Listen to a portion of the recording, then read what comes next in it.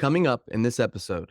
One morning, I came to work on base in Afghanistan and I opened the door. And when I turned the corner and looked, one of my Marines, he stuck a rifle in my mouth because he wanted to kill me. It caused this really deep reflection. And I realized that I never wanted to be like my parents, except I was doing it with a different drug, denial and avoidance and self harm and self sabotage. And I realized that I was just slowly killing myself. You are now listening to the Here for the Truth podcast, hosted by Joel Rafidi and Yerasimos. What's up, everybody? A warm welcome back to the Here for the Truth podcast. I'm Joel Rafidi, and I got my co-host Yerasimos with me as always. First and foremost, thank you so much for being here. Thank you for existing. Thank you for listening and consuming this episode. Thank you for taking the time out of your day. We really appreciate it. Especially recently, I can't tell you like how many times we just received the messages out of the blue where it's like, I've been an early listener of Here for the Truth. I've been listening to Here for the Truth since the beginning of the journey. And like, we don't know that you people exist so much of the time, but then we receive these messages and it's just a reminder of the gift and of the blessing that we have in really getting to do this every single day. We do consider ourselves in some ways the home of the grounded truth seeker, people who seek truth, but also they value the truth within themselves first and foremost. They value the life that they've been given. They have reverence for the mystery and the sacredness of life. And our guest today, George Bryant, in my books, definitely fits beautifully into that category. For those that don't know George Bryant, I'm really excited for you to come into this conversation completely clean because his story, his value, his offer is just absolutely mind-boggling.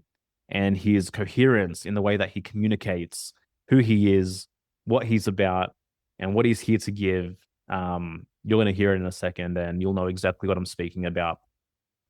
Right before we get into the episode, I want to shout out our Friends of the Truth membership community, which has been growing a fair bit in recent times, that's for sure. So we've officially reached the second pricing tier of the membership community.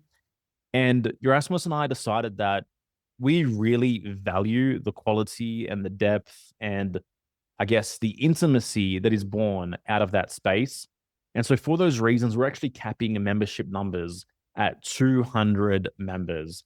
And so from here on out, it is going to be a sliding scale in terms of the pricing structure until we get to 200 members. So the founding member base price is absolutely locked at this point in time. We are up to the next tier, where the monthly price is still very affordable at $22 a month. So you can check that out.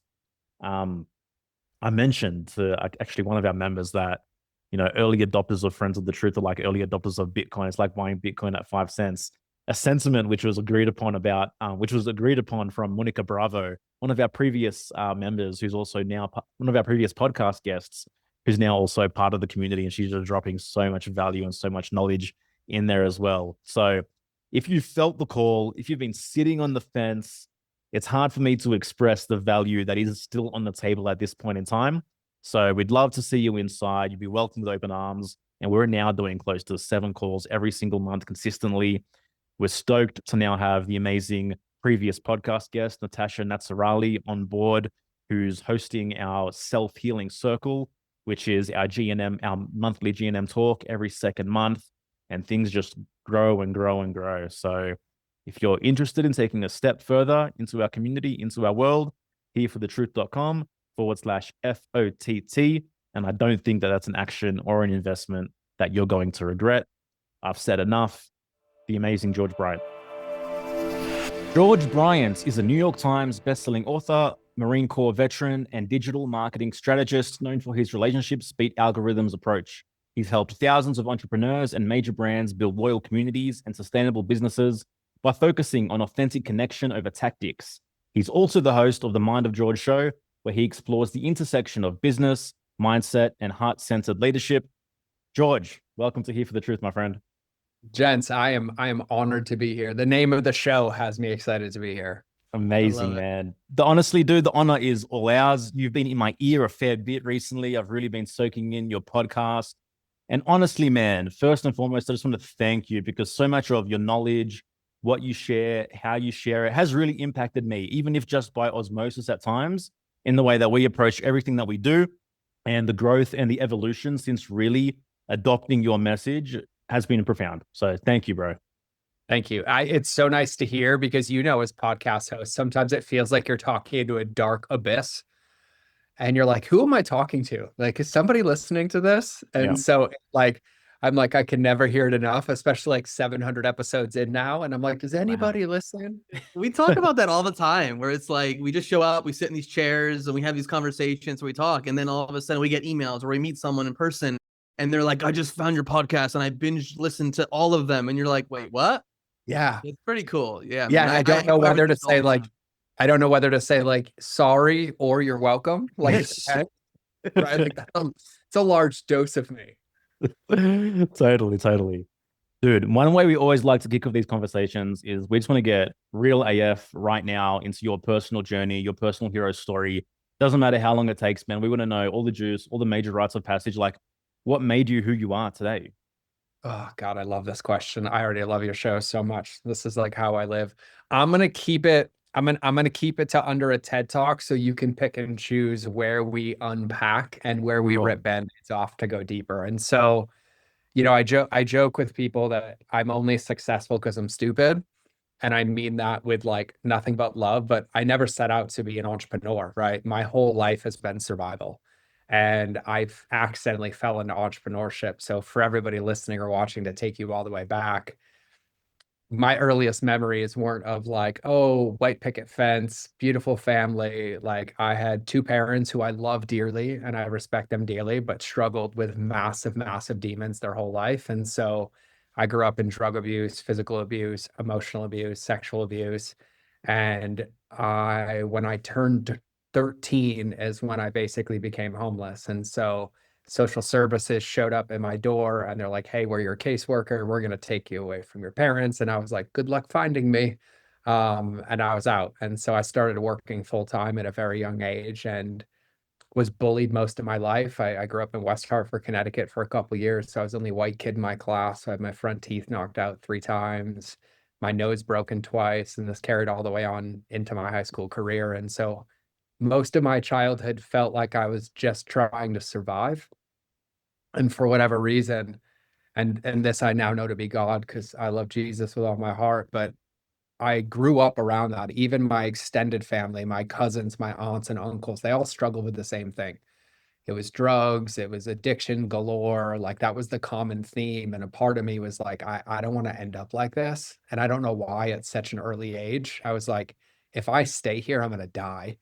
And so I basically just tried to survive. And so I was freaking going to school the best that I could, working 2, 3 jobs, lying about my age to get jobs under the table, doing construction, Dunkin' Donuts, like you name it, I did it. And truthfully became really close with a lot of my teachers because I didn't have any like adults in my life that I could trust. And so a lot of my teachers, God bless them, they actually listen to my podcast now, 20 something years later, which is a full circle moment. I'd talk to them about everything, what was happening, where I didn't have a place to live. I don't know where I'm going to park my car to sleep tonight, whose house I'm going to try to stay at.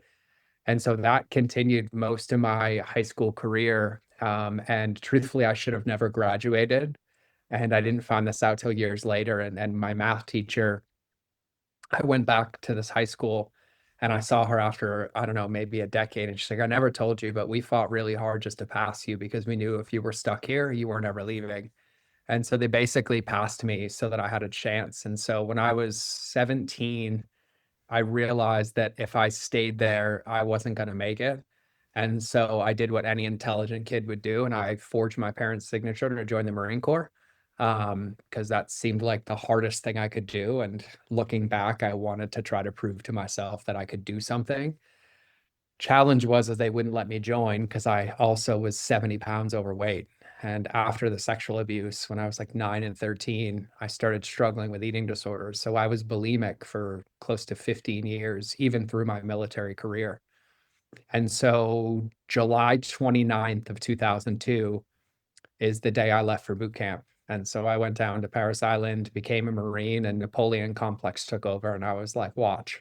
And so, I graduated first out of like 1,200 recruits at boot camp, went to Marine combat training, graduated first, got to my job school, got my job, and all that hoorah got me my first deployment at 20 years old. And so I got sent to Somalia in May of 2004 for 13 months of my life.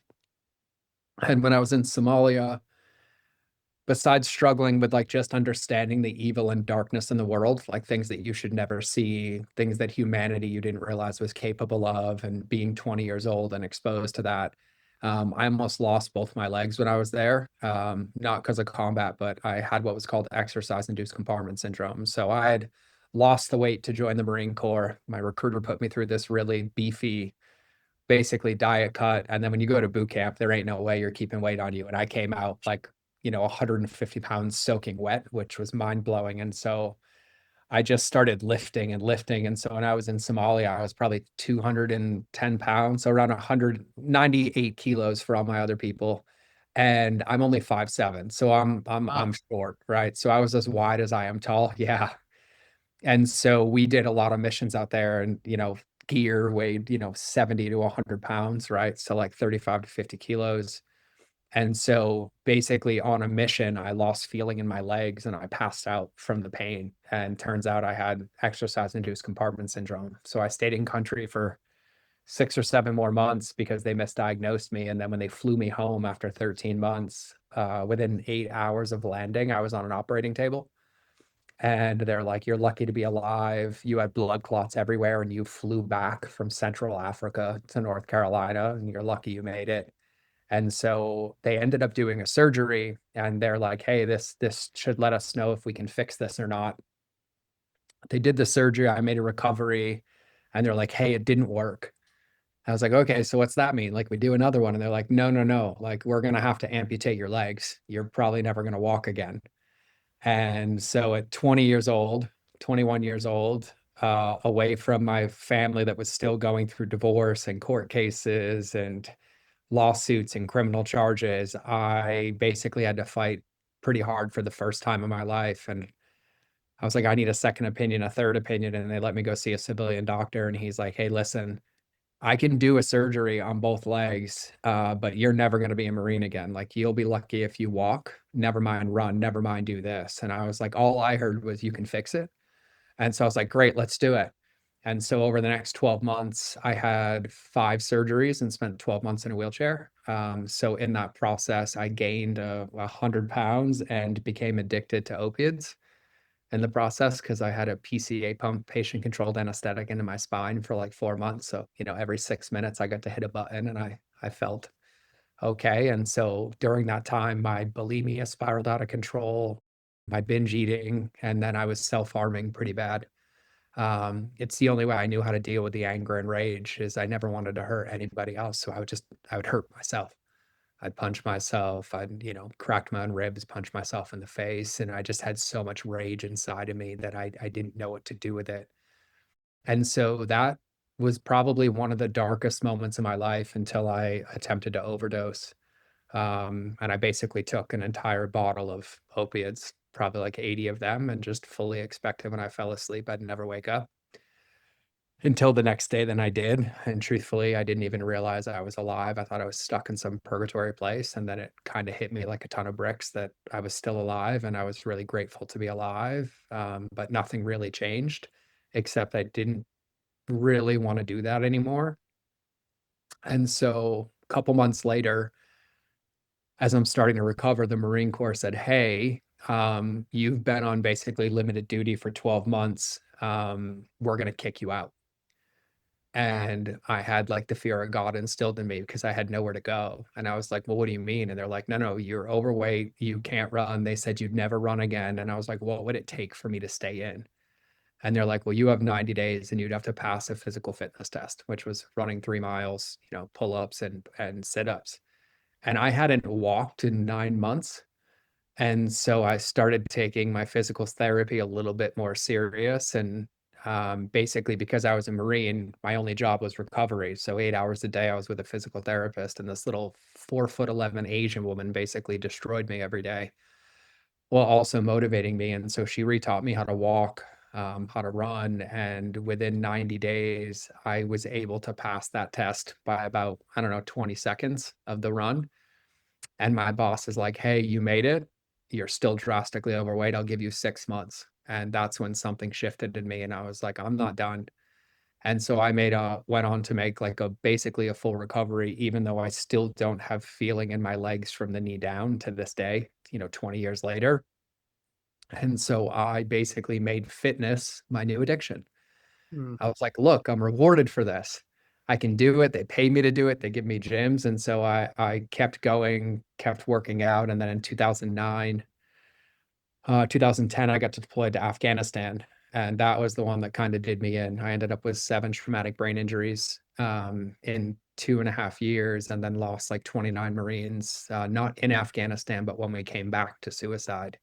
Mm. And that's when things really started to take a turn for me. And then I had, a traumatic brain injury, post-traumatic stress disorder. And so in that process, though, while I was in Afghanistan, I realized, because my dad had just passed away about 6 months before I went. My dad died of metastatic brain and lung cancer. And as much as my childhood was rough, him and I had kind of made our amends. And I spoke to him every single day. And I didn't speak to my mother for 15 years. And so he was kind of like my only friend.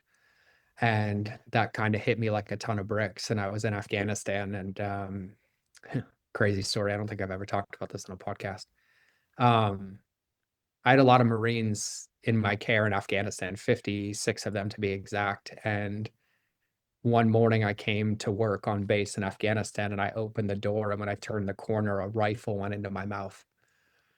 And when I turned the corner and looked, one of my Marines had lost it, and he had written my name on the rounds. And when I walked in, he stuck a rifle in my mouth because he wanted to kill me. And I froze in that moment, didn't do anything, had some choice words, and realized he hadn't shot me. So we tackled him, got it out of my mouth, but that did something to me on the inside, and it caused this really deep reflection. And I realized that I swore I never wanted to be like my parents, except I was doing it with a different drug. And mine was denial and avoidance and self-harm and self-sabotage. And I realized that I was just slowly killing myself. And so I started to really like open my eyes a bit while I was in Afghanistan of like what it meant to really live. And I realized that I'd like never lived a day in my life. I'd been surviving the whole time. And so when I came home, I realized that I wanted something different. And I started teaching myself like how to cook and how to eat clean, and really like how to take care of my body. And I hadn't done any of the emotional work, but I was doing the physical piece. And because I'd struggled so hard, I needed accountability. And so while I was teaching myself how to cook, I was like, I can beat my bulimia. I can beat my eating disorders. I can like do this, but I need accountability. So I made a fake college email address to make a Facebook account, because that's the only way I could get on Facebook. So every time I cooked a recipe, I could write about it and post about it on Facebook for accountability. And so I was still a Marine. And during this time, I was basically moonlighting as a food blogger without realizing that's what I was, well being a Marine, 80 hours a week. And in this process, my injuries started getting a whole lot worse. I would pass out when I was driving. I'd not wake up for like 2, 3 days from the pain in my brain. And turns out I had like bleeding on my brain and fluid on my brain. And so just became like a medical test. And then the Marine Corps said, like, hey, by the way, like, we're officially going to be separating you out. Could take anywhere from 3 to 6 months, but you are beyond damaged goods, and there's nothing you can do. This isn't like the last time, like you're done. And so I didn't really know what to do. So I just kept showing up on the blog, and turns out, 6 months later, they said, hey, your last day's in a week. And so at 13 years, they basically handed me a piece of paper, said you were done, and that was it. No benefits, out the door. And I didn't have a backup plan. And so I'm, 30 something years old, living in Southern California. And I was like, I don't know what to do. And so I just leaned all the way into the blog. And that's how I actually became an entrepreneur. It was completely by accident. And so I poured the same level of drive and desire as a Marine into my first entrepreneurial gig. And within 6 months, my first ever digital product made $1 million, and then went on to write a book became a New York Times bestselling cookbook author, launched an app, had millions of followers, except we missed the part where I never did the emotional work. And so for every single thing I achieved, I was the most miserable I'd ever been. And the opiate addiction came back. I was in a relationship with my ex-wife, son's mother, and I was basically hiding everywhere I could away from people that I cared about. So the internet was my life, my social profile was my life, work was my life, and I was more depressed than I'd ever been, which basically continued for about 2.5, 3 years until the depression and the anxiety spiraled out of control. And it was on Thanksgiving, I think, in 2015 that I was like, I need to change and I need help. And so I went and checked myself into the hospital, spent 3 days in the psych ward until I gave the psychologist on staff a clinical diagnosis of everybody in there. I was like, I don't belong here. I just couldn't get an appointment and get me out of here. And they let me go. And it kind of opened me up to this path of like self-healing and self-love. And I started leaning all the way into it. And so that led me to breath work, that led me to EMDR, which drastically saved my life, which then led me to Costa Rica. And it was in Costa Rica where I met an incredible man who helped shift a lot of things for me. But I realized in that moment that I had built this prison and entrepreneurship was this prison. And I'd never once taken a moment to love myself, to learn how to be in a relationship with myself, or to let any of this go. So without a backup plan or another option, well, my ex-wife was 7 months pregnant with my son. I gave away that entire company in 24 hours. And I disappeared off the internet. So I changed my email, I changed my phone number, and I disappeared. And I spent the next 3 years completely isolated away from everybody, just learning how to love myself, from psychology to personal development to my own healing to getting coached to pouring into myself, and ended up in this new career because when I disappeared, everyone was like, where did he go? And then they'd find me and they're like, how'd you do what you did? And all these companies started calling to hire me to help them scale their business. They're like, how did you do it? Like, how did you build all these followers? How did you do X? And so I had this new career start simultaneously while learning how to love myself and walk through this process. And then basically the real work began. And so I spent a good, I don't know, 5 years until about 3 years ago, still continuing on that journey, trying to be the best father I could be, while also falling victim to the old ways of like, well, look, I'm the best keynoter ever. I've scaled X amount of companies, and all this idolatry and ego that kept coming in until finally, my life as I knew it really just kind of and came down when, the relationship ended. And for the first time, I didn't really have any other place to distract myself or hide. And that's actually when all the work that I had done for a good decade leading up kind of collapsed in one moment.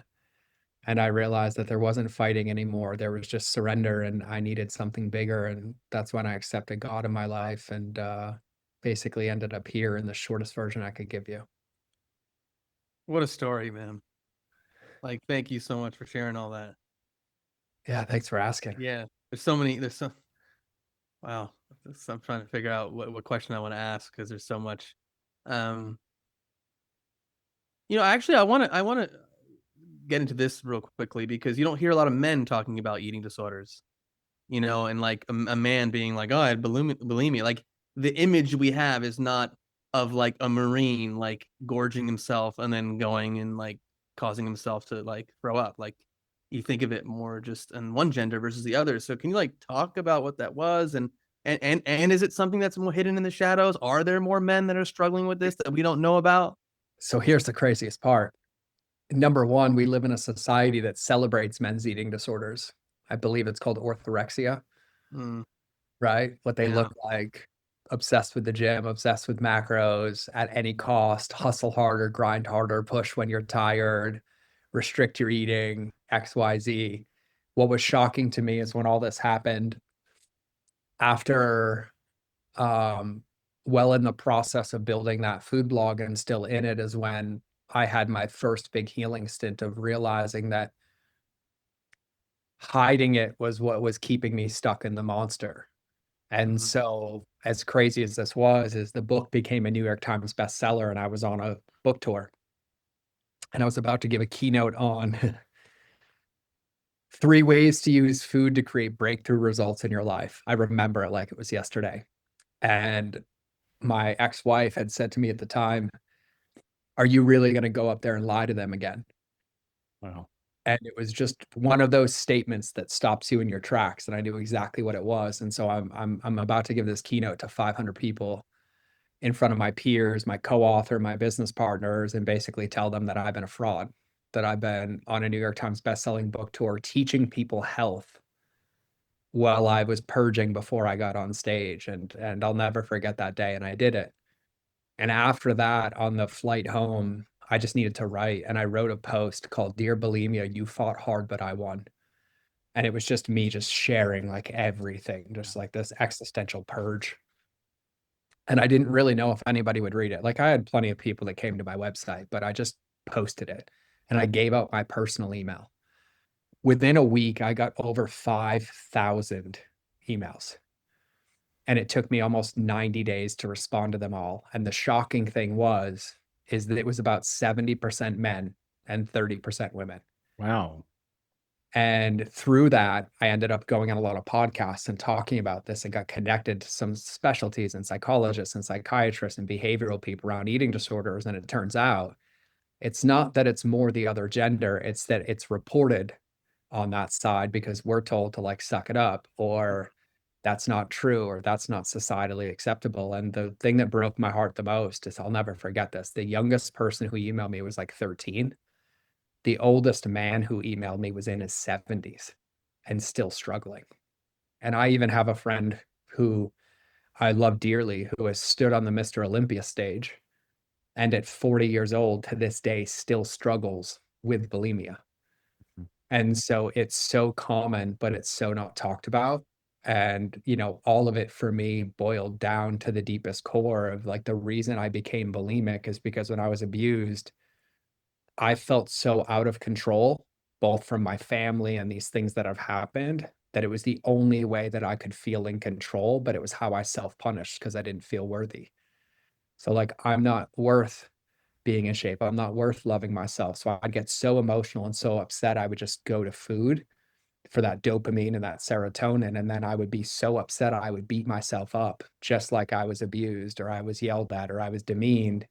And the only thing that ever made me feel better was purging. And it's what made me feel like I was in control. So it was this really disgusting, cynical cycle Yeah. of like reward, punish, reward, punish, reward, punish, you know, and it cost me a lot. And so it's something I talk very, very openly about, just like everything from the, you know, the addictions to my eating disorder to the mistakes I've made to how I have yelled at plenty of people in my life and thought, you know, masculinity was being the loudest one in the room, no matter how anybody felt hearing you. And the thing that was missing the entire time was self-love and truthfully grace, like Mm. just radical grace. Cause I even look at it today, like it blows my mind that like I have a career teaching people how to be a good human being and everybody thinks it's this thing to celebrate. And I'm like, why isn't this just our normal?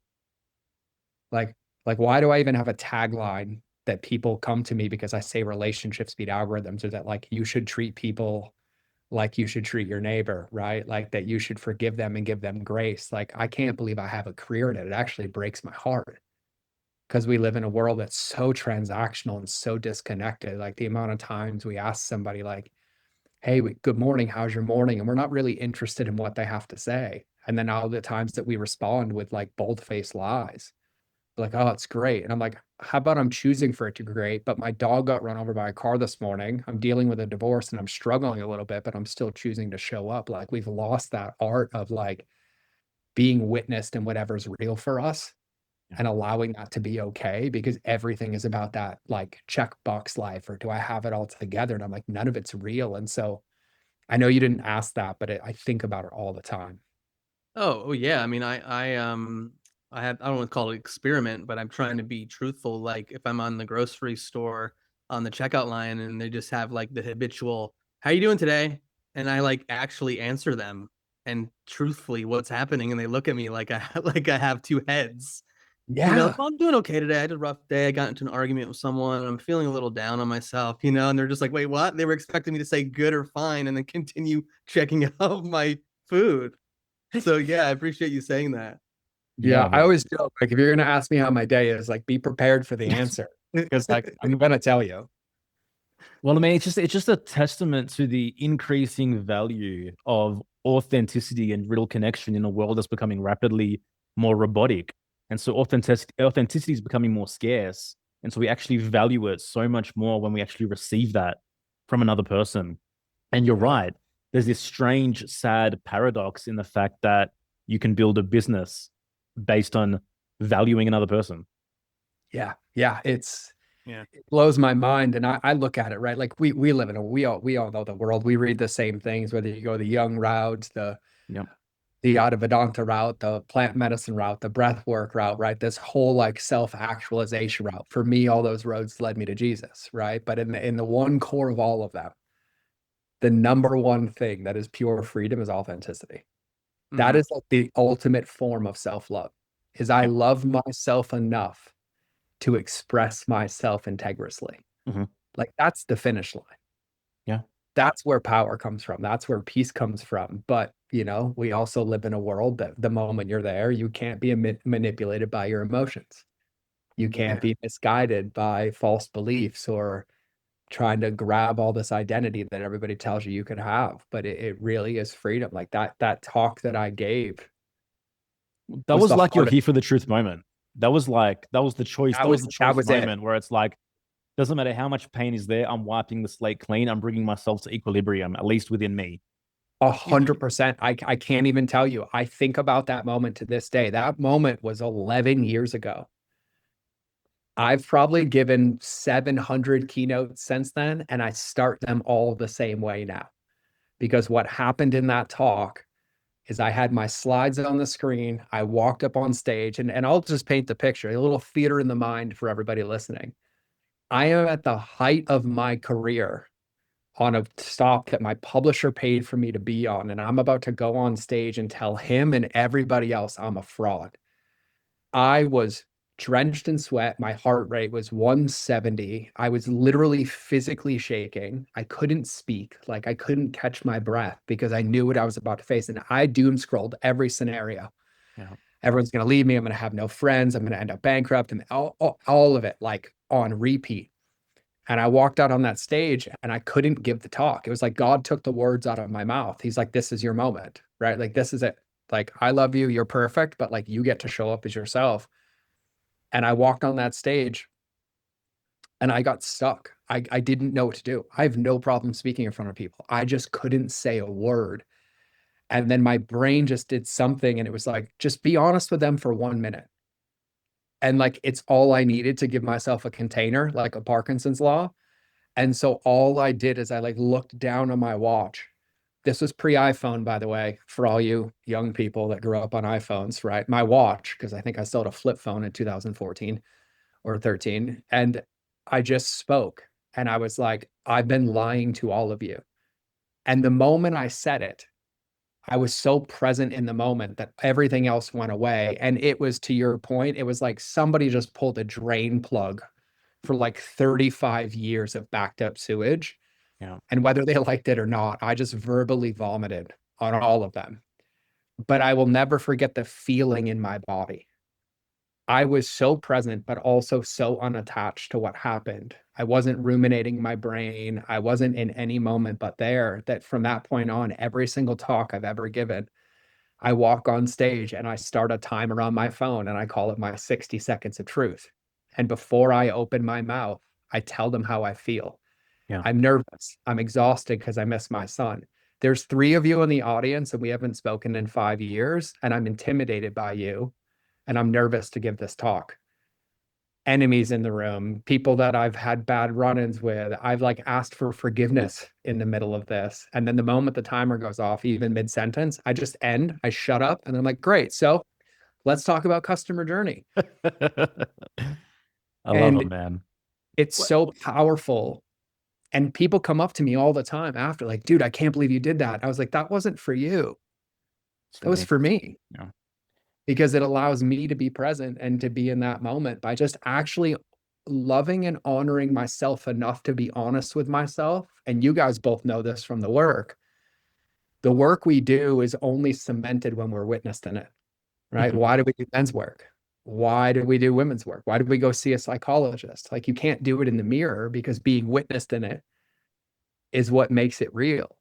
And so this game, like, that's what I try to play all the time now, is like, just like, let's be authentic, like, wherever we are, right? Dinner conversations, meetings, like, don't make the mistake of sitting next to me on an airplane. I'm gonna ask you questions. I want to know, like, how'd you get here? Why do you end up? Why do you see it this way? Like, where did you get that perspective? Like, I just think it's an invitation for all of us to be more of ourselves, right? And I think we live in a time, it's even the reason my branding's the lighthouse. No one ever complains that there's too many lighthouses or that they're too freaking bright. They're like, hey, I want it brighter when there's a storm, and there's enough land for light to go around to everybody. Like, that's all of us. But we're only radiant when we're authentic, and that's what turns up our light. And I think that's what makes us all unique. And so I fight for it pretty hard. Fucking beautiful, man. You're speaking our language. You know, that moment of truth at that keynote, like, that's the ultimate embodiment of, like, one of my favorite quotes, Joseph Campbell, you know, the cave you fear to enter holds the treasure you seek. And, like, people hear that quote and they think, like, they automatically think of, like, an external act, like, you know, building the business or starting the social. But, like, the most powerful embodiments of those moments is when you enter the internal cave that you fear more than anything fucking else. And you sit down with that human being and you say, I've been lying to you. Yeah. No? Yeah. I love that quote. I also love that the most repeated one of them is how Mike Tyson took it. He's like, the answer you're looking for is in the work you won't do. And like, everybody gives Mike Tyson credit. I'm like, I know. But, you know, I think too, for me, and I can't speak for anybody listening to this or to either of you incredible gentlemen, but for me, I thought entering that cave was more work. It was actually just surrender and stillness, right? So to take you back to a moment when I ended up in Costa Rica, I was there to basically become a facilitator in transformational breathwork.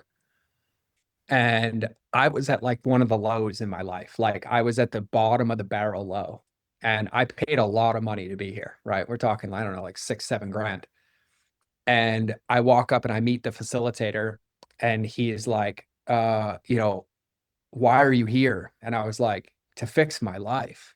And he's like, no, no, no, no. That's not what this is for. And he's like, I was like, huh?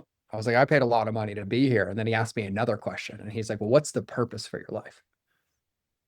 And I was like, I don't know. That's why I'm paying you. And he's like, no, no, no, this isn't for you if you don't have an answer to that question. And I got irate. I was angry. I was yelling at this dude in the middle of Guanacaste, Costa Rica. I was like, I paid you X amount of dollars. Like, do you know what I used to do? X, Y, Z, right? All this, like, gag me. I can't believe I showed up like that. But, you know, I forgive myself. And we get into it. And I just am so angry. And, you know, I now know anger is a secondary emotion, hiding sadness typically. So he just let me go. He just let me go. And eventually I ran out of anger and I ended up bawling my eyes out. And I was like, well, what do I do? And he's like, you can come back and see me when you can answer that question. What's the purpose for your life? And I was like, well, how the heck am I going to answer that question? And I used other choice words, but I don't cuss anymore. And he said, you know what? Your biggest problem is you've never been quiet enough to hear God's whispers. And he's like, so why don't you just go with a pen to paper and sit? And I left, and it took me 2 days while I'm in Costa Rica. And I went through every emotion possible. And I realized in that process after is like, once I'd emptied out all the distractions, the noise, the pacing, the anger, the ruminating, like, I had never actually just allowed myself to sit still because I was so uncomfortable in my own skin. Right? Like, I had a monk on my podcast who lived in a monastery for 7 years, 5 of it in silence. And he summarized this for me better than anybody. And he's like, you've never lived a day in your life if you can't poop without your phone. And I remember that moment specifically because this was 11 years ago. And I remember what I wrote on the paper. but it didn't come instantly. It came after 2.5 days until I could actually just sit. And it wasn't like oh, I found this finish line. Oh, I made it. There was just this like being where I'm like, I'm good either way. I'll just chill here, right? Like I have nowhere to be. And when the question was asked, what is the purpose for your life? It sounds so cheesy, but it's mine. So whatever, I love it. I wrote, to stand with structure in the face of resistance to create possibility. That's what I wrote down the purpose of my life was, because for whatever reason that resonated with me. It felt like God divinely like walking through my pen. And it made everything in my life make sense. It made the bullying make sense. It made my addictions make sense. It made, the trauma and the death, the things that I had experienced. It was like, well, if I can face those things on my own, imagine if I can stand in those with other people and be strong back, soft front, and be like, hey, I can't face it for you, but I can stand next to you in it, right? And it collapsed this moment for me. But from that day on, what I didn't share in the story was right after that trip, I ended up bumping into my buddy Jim Quick, and I was up at his house. And for those of you who don't know Jim, everybody should know Jim. He's an absolute savage when it comes to the brain. And he said, George, one of the problems that you have is you don't recognize that your brain is a supercomputer, and every single thing you consume is programming it. The music you listen to, the TV shows you watch, the conversations you're listening to. And he challenged me. And he said, I want you to cut it all out. And so I made a commitment that for a year, I wasn't going to consume content. And I actually ended up going for 2.5 years. No shows, no movies, no books, no anything. The first 6 months of that was worse than kicking an opiate addiction, because I was so addicted to distraction and busyness that I didn't know how to sit still. Now it is number one, the most profound and powerful practice that I have every day, which is just a stillness practice. My partner thinks I'm dead in the morning because she wakes up and she's like, you've been staring at the ceiling for 45 minutes and haven't done anything. I'm like, I have nowhere to be. I just want to be. And that was probably one of the most profound moments of my life. And one of the things I do with all my clients as well. And I do this to them. They'll come to Montana and they're like, oh, they're scaling their 7 and 8 figure businesses. I'm like, great. They're like, what are we doing first? I'm like, I need your phone. They're like, why? I'm like, you need to go sit by that lake for an hour. You're done. No notebook, no music, not allowed to write anything down. I just need you to go witness it. Mm-hmm. Within 5 minutes, they're coming back in the house like, what now? And I'm like, back out there. You just sit there, like practice boredom. But I thought going into that cave meant like, I have to push hard. I have to fight for this, right? Like I was convinced everything had to be hard, when in actuality, it was just actually being still. And being still allowed me to be present, and being present allowed me to notice instead of judge or place stories on what I was feeling. And it's been one of the most profound things that I've ever done. Yeah. So when you're laying still, it's more of just like, I'm here, as opposed to like, let me meditate and do some kind of mantra, and it's just I'm with myself. It's like sometimes I tell people, let's see if you could just go sit in your couch and do absolutely nothing. Just sit in your couch. That the reason I say it's a boredom practice now is because it's the only thing that lands for entrepreneurs, and I coach entrepreneurs for a living. And I'm like, no. I want you to practice being bored. Like practice it, right? So that the best thing that I can equate it to is when you get a massage, mm-hmm. and you book the massage and you're like so stoked. And then within like a day, you're like, why did I book it? I have so many things to do. I can cancel this thing, right? I can move it. And you're like, oh, fine, I'll go. And then the moment when you get on the table, and like you get in, you're like, I wonder if it's too late. Can I ask her to like cut it short? Cause like I have things to do, right? And then you're laying on the table naked. Then they walk in and you're like, crap, I'm here now. Like I'm stuck for an hour, right? So then they start the massage and you can't get off the table.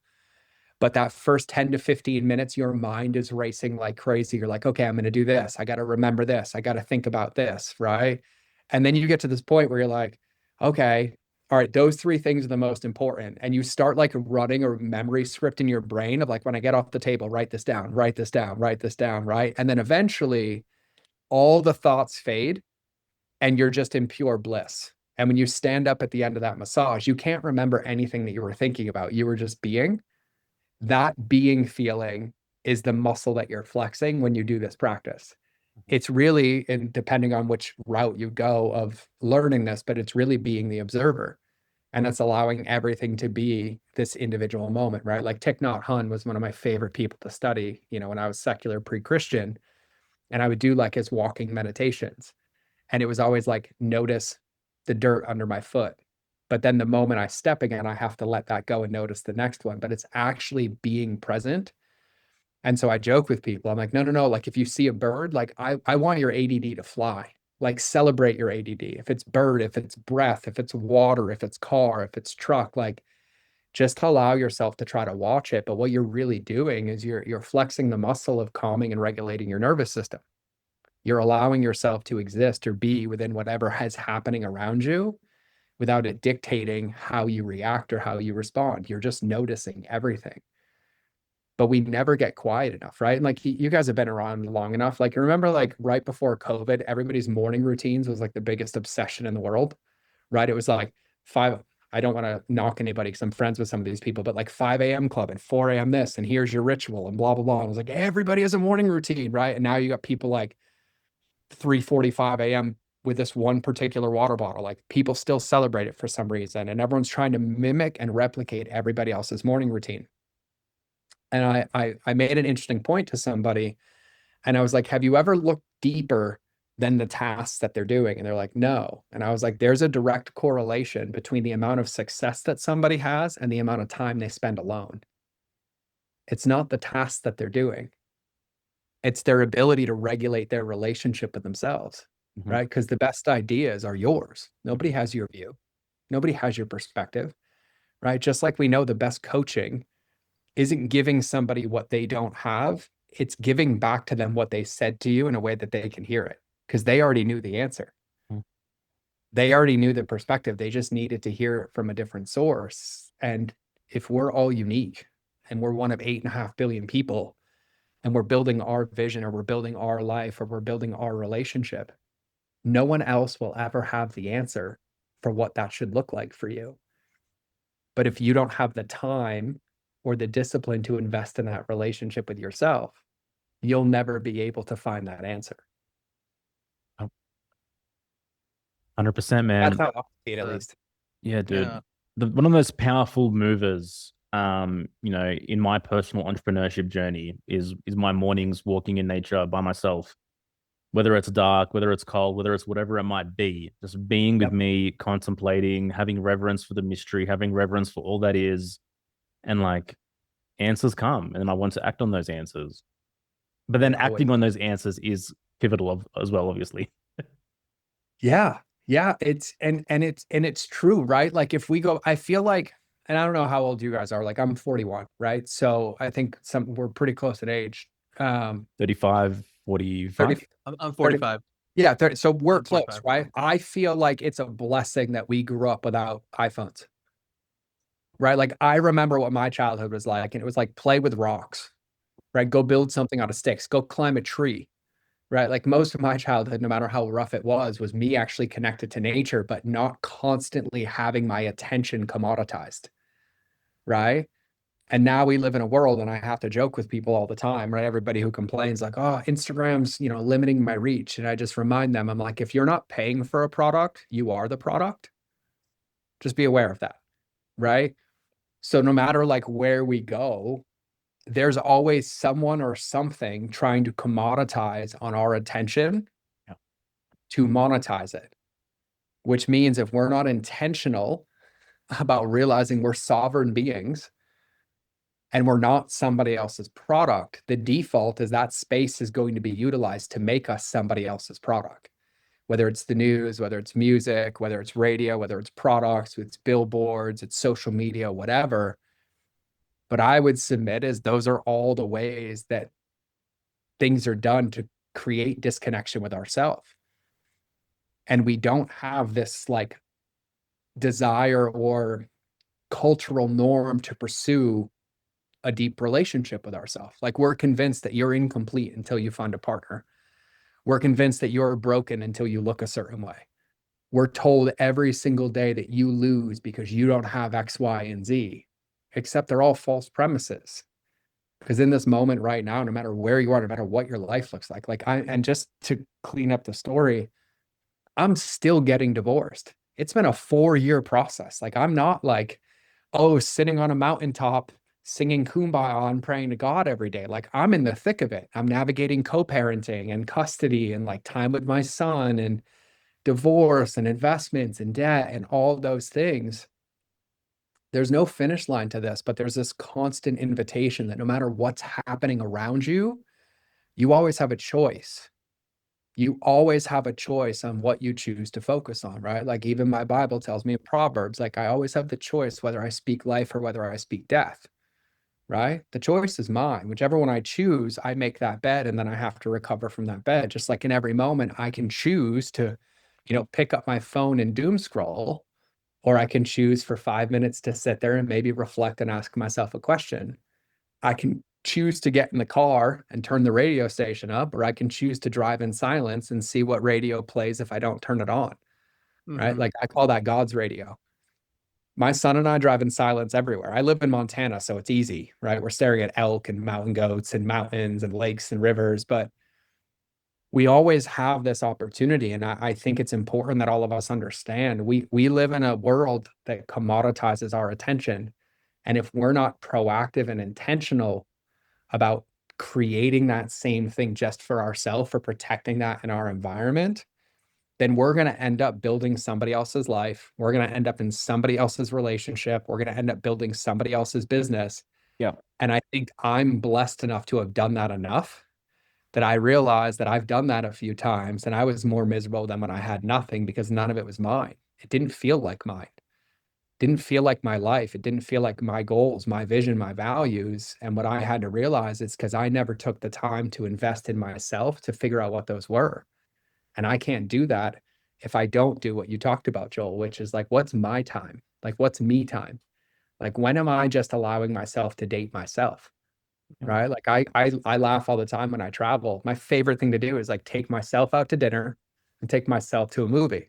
Here's what's nuts. I now look like the crazy guy for eating dinner alone without a phone. I'm judged because I'm not on a phone and I'm sitting alone in a restaurant. And you see people looking and the server's like, "Are you okay?" Like, "Yeah, I'm great. I'm just taking myself out on a date." It's so abnormal to the world that we live in now for you to just like actually exist on your own, that it makes it hard, but it's required that we be proactive about it. Yeah. I used to do that so much more, and I forgot about it. And now you just saying that, I mean, I'm married. I stay home a lot. I work from home, but I'm like, I'm gonna have to go to my wife. I'm taking myself out to dinner tonight. I'm going by myself, with Mhm. and That's a good leaving challenge my for phone here. That's a good challenge for everybody, to go to dinner alone and not look at your phone at the dinner Not table. leave it in the Observe car. the restaurant, observe yourself, enjoy yourselves. Well, even like the patterning of people, even in personal development work, it's like we're with someone, they leave to go to the bathroom, we pick up our phone right away. You just pick up our Instantly. phone, and it's like we all do it. I mean, I've done it before, and I probably still do it, but it's like the constant reminder of like I don't need to pick up my phone just because my wife went to go to the bathroom for 3 hours, or sorry, 3 minutes. You know what I mean? Like hours. That would be tough. She Sophie, comes out, she's like, "What the were you Freudian doing? I've slip, been gone Sophie. for 3 hours." Oh, I've been on my phone. The time just flew by. Yeah. Yeah. It's so profoundly powerful. And I think that like that's the craziest thing. Like, I don't think there's perfection in this, right? There's pursuit. Yeah. And that pursuit is tied to like what you want. But like I also have, I feel like, been blessed to have been around a lot of death. And even one of my best friends, who's only 56, passed away 2 weeks ago. And he called me and he's like, "I need you to come see me. I don't know how much longer I have." And this all happened very short period of time. And I got to go up there and spend 8 hours with him. And we didn't have easy talks. We had hard talks. And he's like, "Hey, here's what I'm going to need you to do for my wife, Joni. And here's what I wish I said to you. And here's XYZ." Like, not once was he ever like, "Hey, I think we should post this on social media," or "I feel like you should go work extra hard today," or "I feel like you should go distract yourself with everything." He's like, "This moment means everything to me." And we forget like how fleeting life is, but how often we're not really present at all. Right? Like, we're constantly operating in like, well, I'm going to get this tomorrow. I'm going to get this the next day. I'm like, yeah, but what about like right now?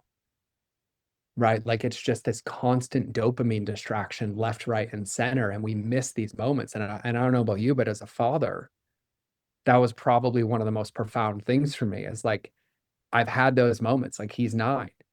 I still catch him 800 times a day staring at me to see if I'm looking. Doesn't matter what he's doing. He's constantly looking to see if I'm looking. And I swore I never wanted to be that parent that when he looks, I'm looking at my phone or I'm looking away. Like, I want him to know I'm present. And he sees it. And it's like, kids know, they like crave presence. It's like how they exist. They don't have an inner dialogue yet, right? Their paradigm's not formed until they're 8. So they're just existing and being in these moments. And I think that that's the invitation for us. You know, somebody asked me about the meaning of life one day. Like, what do you think the life cycle is? And I was like, oh, that's a loaded question. It's a good podcast question. And I was like, here's what's funny. I was like, I think we cry when we're born because it's the first moment we've ever been separated from God. And then we spend the first 8 years of our life the happiest that we'd ever were because we're not constrained by anything the world believes. We're celebrated for being unapologetically authentic. We can throw our food and our parents will take a photo and say, oh, that's cute. We can throw a temper tantrum, cry, they'll come give us attention, then we'll be happy and move on to the next moment. And then somewhere in there, we get told how to fit into this world. We get told how to speak, how to act, how to think, how to believe.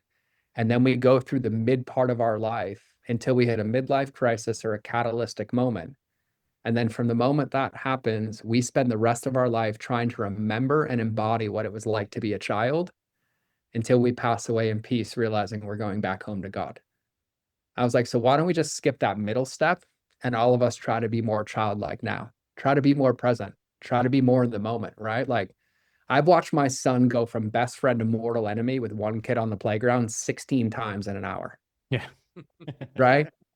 I want to have a sleepover. He stole my tractor. I don't ever want to talk to him again. Dad, we're going to go play tag. Dad, I don't ever want to come back to this park again. Dad, he asked if I could go eat a snack with his family. Dad, we can't go. I don't like him anymore. Dad, can we go get ice cream? Like, Yeah. I'm having like angel devil conversations in a moment's notice, but it's all in the present. And I think that that's really, really what it boils down to is, do we ever allow ourselves the time to focus on that? And if we understand from humans that there's only 2 fears that we're born with, which is loud noises and falling, and everything else is a trained behavior, have we proactively started retraining these other muscles to get back to what it's like to exist like that? And I think that that's the power of stillness. I think that's the power of being out in nature. I think that's the power of spending time alone. Because at the end of the day, and this is what I say to my clients, most people that I coach, right, they're all 7-figure businesses and above. And I coach plenty below, but that's a majority of them. And I say the hardest thing that you're going to face is that you built a business to avoid spending the one relationship you're guaranteed to spend the rest of your life with, which is yourself. Mm-hmm. Yeah. That's the authentic path, man. That's how this conversation started 260 odd episodes. We just sat down, we hit record, and we decided to talk about what it means to live authentically, to walk the authentic path. And what does it mean to live intentionally, to curate your reality in your own image, based on your own preferences, based on the things that you're actually interested in, based on the things that you actually like, And even, reminds me of that Bible verse, which I quote a lot as well. Enter through the narrow gate. For wide is the gate and broad is the road which leads to destruction. And many enter through it. And it's the crowd, it's the herd that's entering through it. But small is the gate and narrow is the road that leads to life. And only a few find it. Oh, bro, I am so glad. I just got goosebumps. It's one of my favorite verses. Yeah, and I think that it's so crazy because even on the biblical lens, that's the state of the world that we're in right now. It only takes one person, right? Like we seen it, right? I always love those videos. Like, okay, my default coping mechanism is YouTube Shorts. I'm just going to own it right now, right? Yeah. Like, if I get stuck in a spiral, it's a YouTube short spiral. The algorithm's got me good, right? But I always love coming across the ones where you see 100 people in a field and nobody's dancing. And then one person gets up and dances. And within a minute, every other person is on their feet, right? Yeah. Speaking in this vein or this undertow of authenticity, you ever also realize that when you're in a dinner conversation or you're at a meeting at an event or you're with somebody, that the first moment that one person is authentic, every single other person follows suit? Yeah. And it feels like freedom, right? It only takes one. Yeah. It's the resonance. You break the pattern. You break it for everyone else. Yeah. Every time, right? Like, I just had my retreat in Montana. We had 25 entrepreneurs here. And if I put on paper who was in the room, you would think that we would have a civil war against each other. We had half blue, half red, half agnostic, half I love Jesus, a couple Muslims. Every debate possible that our country fights on, nobody in the room agreed. And we all hugged at night. We loved each other. We're all best friends, doing dinners together. But everybody shows up authentically. And I think that that's the invitation for all of us. But also, if not now, when? Mm-hmm. Right? It's that one thing where like we're so convinced that everything we want in our life is hard, right? We have to go do this. We have to go push this. We have to go achieve this. We got to go read this. We got to go study this. We're talking about just being honest in a moment to moment notice Mhm. of like just being like, hey, today I'm struggling and I'm still choosing to show up. Right? Today I'm like pissing unicorns and rainbows and I want to share some of it with you.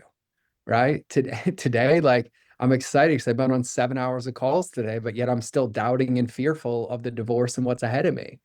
Like I cried this morning because I was supposed to get my son back today and he has to stay at his mom for a couple more days. All of those things can be true at the same time. Yeah. It's our job to honor those things and then allow like the full expression of our authenticity in. And like, even for me, like as a Christian who loves Jesus with all of his heart, tells me 365 times in my Bible not to fear. That's the one thing I face every single day more than anything is like eradicating that fear over and over of everything. Fear of judgment, fear of people's perceptions of me, fear of how they're going to respond to this, fear, am I going to get the result? But I've also recognized in my life that giving voice to those fears is what eradicates them. Giving voice to those feelings is what dissipates them. It's when we stuff them all down and we pretend that they're not there, that they take control of us from the inside out. And I think it's just a deep reminder for all of us. Wholeness, not perfection. Always.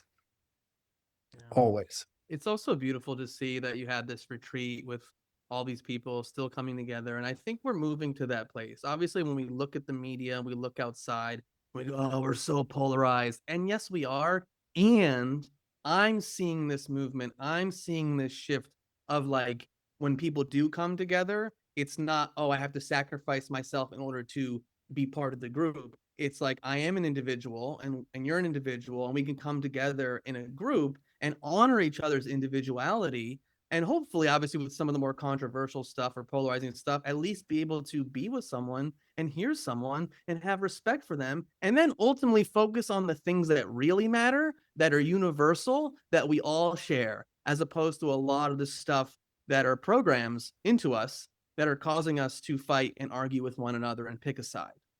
Yeah. Which is why I love the childhood thing.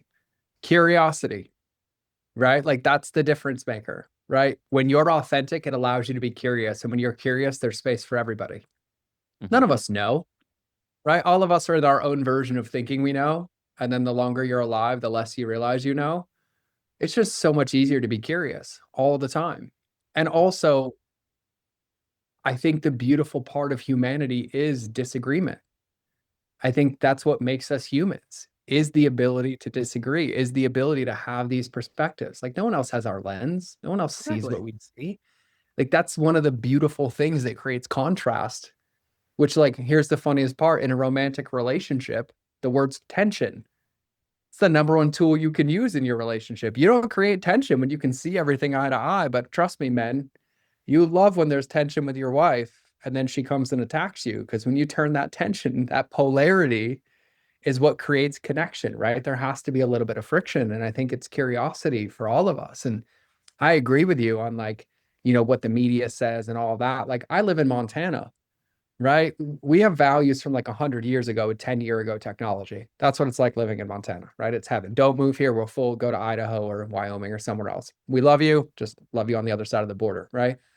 And you see this in our towns and in our cities, but like election time, like it's like blue, blue, red, red, red, blue, blue, red, red, red. And, we see on the news, everybody's fighting and we're laughing at dinner together as we watch the news.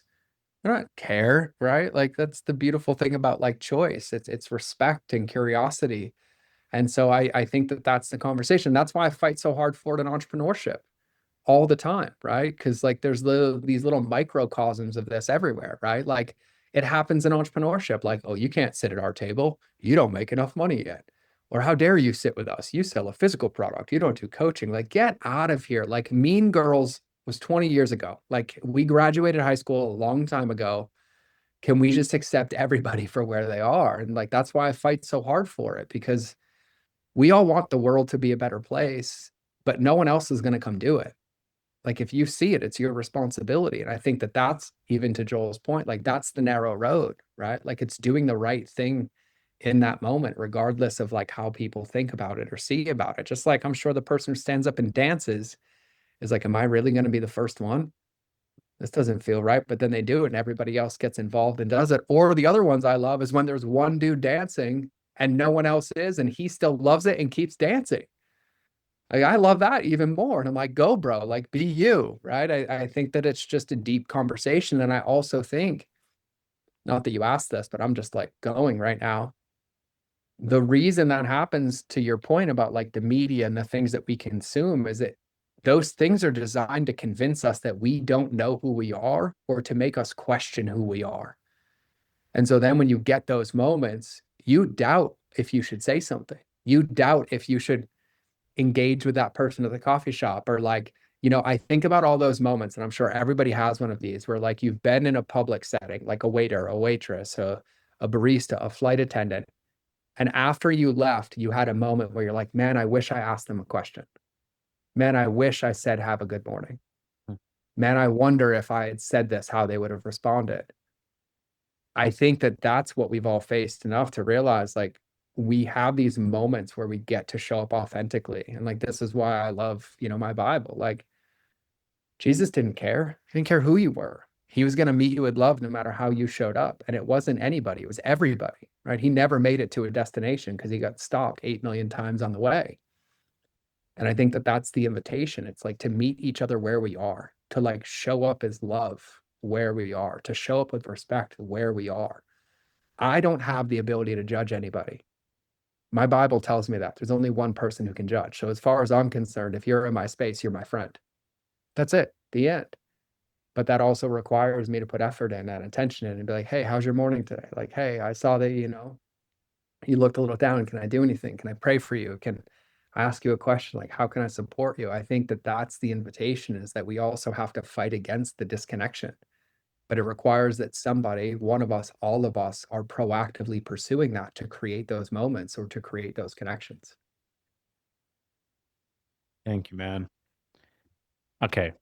So how did the path begin with the current iteration of George Bryant, Mind of George, relationships beat algorithms? Like, where was the moment where it was like, this is the path now?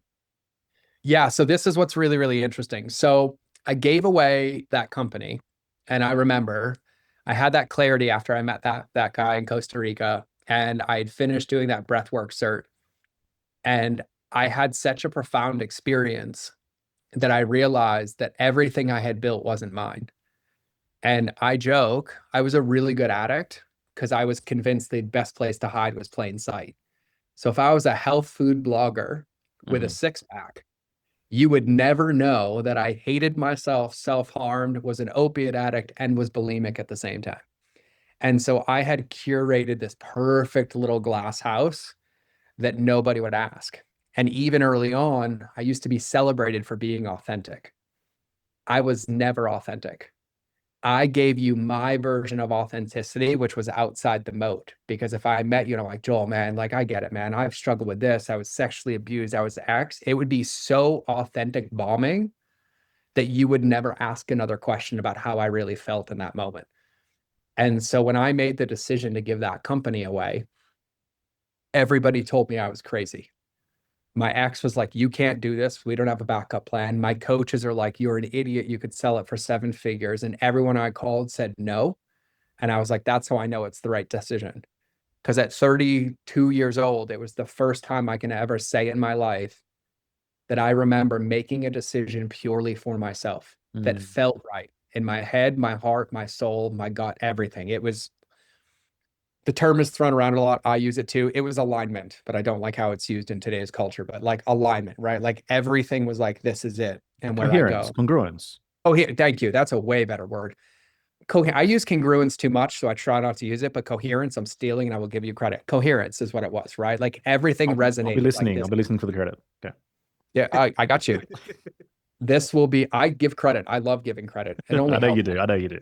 Yeah. Yeah, You listen to my you're good. podcast, you know, Yeah, half you're my good at podcasts it. are about other people. I love Yeah. it. I I'm didn't like, invent the word. It's okay. You can say coherence without mentioning me. It's all right. I know. But we'll say it's, you know, Joel learned it from me. No, I'm just kidding. I'm gonna spend 3 minutes giving credit for the one Yeah, word I use. yeah. I'm like, coherence, that's a good word. I'm like, actually, let me tell you where I picked it up.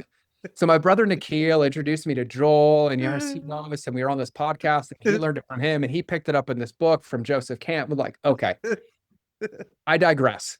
I Amazing. submit now in my story that, you know, I had lived this like false illusion, and really it felt coherent for the first time, and like there was a knowing in me that there wasn't any doubt. I was like, I have to do this. What I didn't realize is that when I made that decision, I basically ripped all my armor and hiding places away. Mm-hmm. And I didn't know how to be because I didn't have something to hide behind. I couldn't distract with social and get dopamine because I didn't have followers anymore because I deleted them all. I couldn't text any of my former coping mechanisms because I changed my phone number and got rid of the phone. Like I did a full reset. And so it felt like I was a turtle that had his shell taken away and I was just exposed to the world. And the only thing I knew how to do was surrender. And so what really ended up happening is when I ran into Jim Quick, and this was all the timing of God. I was 3 weeks in after I did all that. I called Josh Trent. I was like, I need to give this to you. I want out. I want nothing to do with it. He now has an incredible podcast called Wellness Force, but he's who I gave Civilized Caveman to. And I had this like 3 weeks of just sitting in it. And I literally had no idea where money was going to come from, no idea what I was going to do next. And out of the blue, Sean Stevenson, big one, not little one, rest in peace. Big one called me. And Jim called me. They're like, hey, we have some friends getting together at the house and we'd love to see you. And I was like, guys, I don't have anything to add. Like XYZ, they're like, just come. And I was like, okay, cool. And I remember I drove up to LA and I walk into the room and then the who's who of everybody in the health space, the wellness space, half these people have sold their company for billions now, were in this room and they were all masterminding. And they all went around the room doing intros and they're like, oh, business is great. My life is great. My family's great, XYZ. And then they get to me and it was like, I was the dark storm cloud and I instantly broke into tears. Number one, it was the first time I'd ever felt comfortable to cry in front of anybody. And I just didn't have a shell. So I was just like, I'm depressed. I'm struggling with suicidal ideations again. I don't have a backup plan. I don't have anything. I don't know what I'm going to do. My ex-wife's pregnant, blah, blah, blah. And the craziest thing happened. I shared and they just moved on. Nobody like came to coddle me. Nobody came to pat me on the shoulder. I was like, thanks for sharing. And it was like no pity fest, no coaching, no, nothing. Like we're just going to move on and pretend like I didn't say all of that. And it was the first time I also wasn't rewarded using it as a manipulation tactic. I was just witnessed in it. And so what ended up happening is that the rest of the day went on and I was living in extreme doubt. I didn't know what to do. And then somebody had asked Tucker Max a question about Facebook and scaling Facebook, and he answered it. I was like, Tucker, that's not good advice. And he's like, what would you do?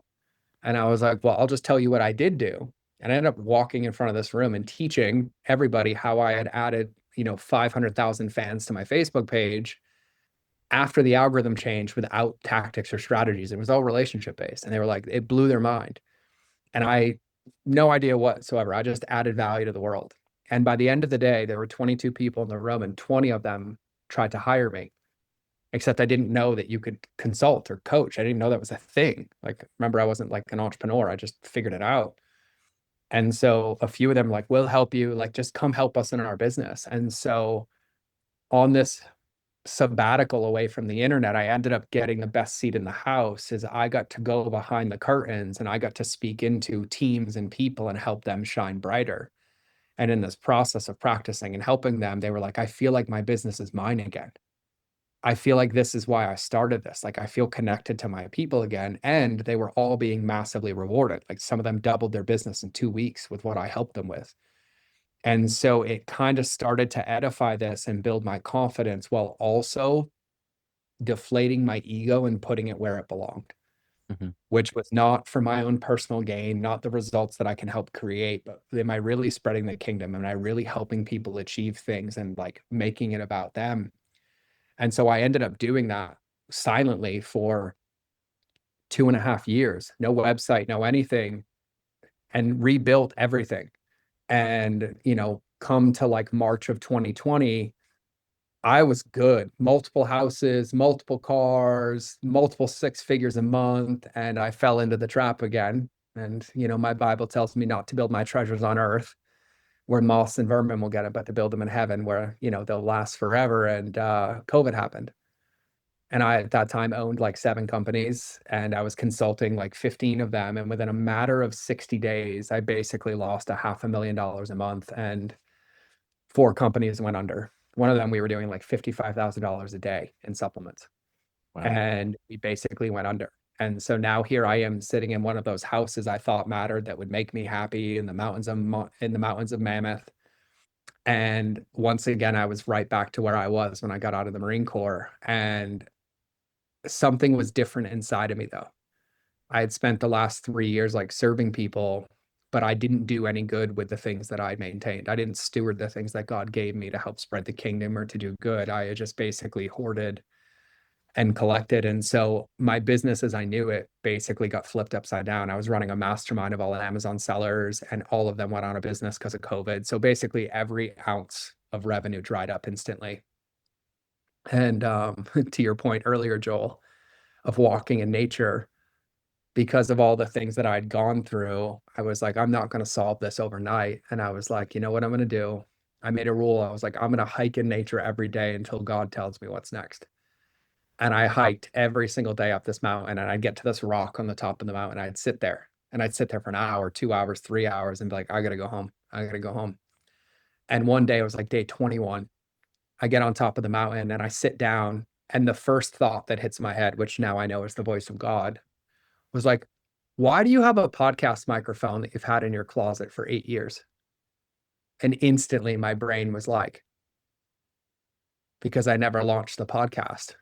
I ran down that mountain, found the podcast mic, sat down with a Google Doc and just started writing ideas. And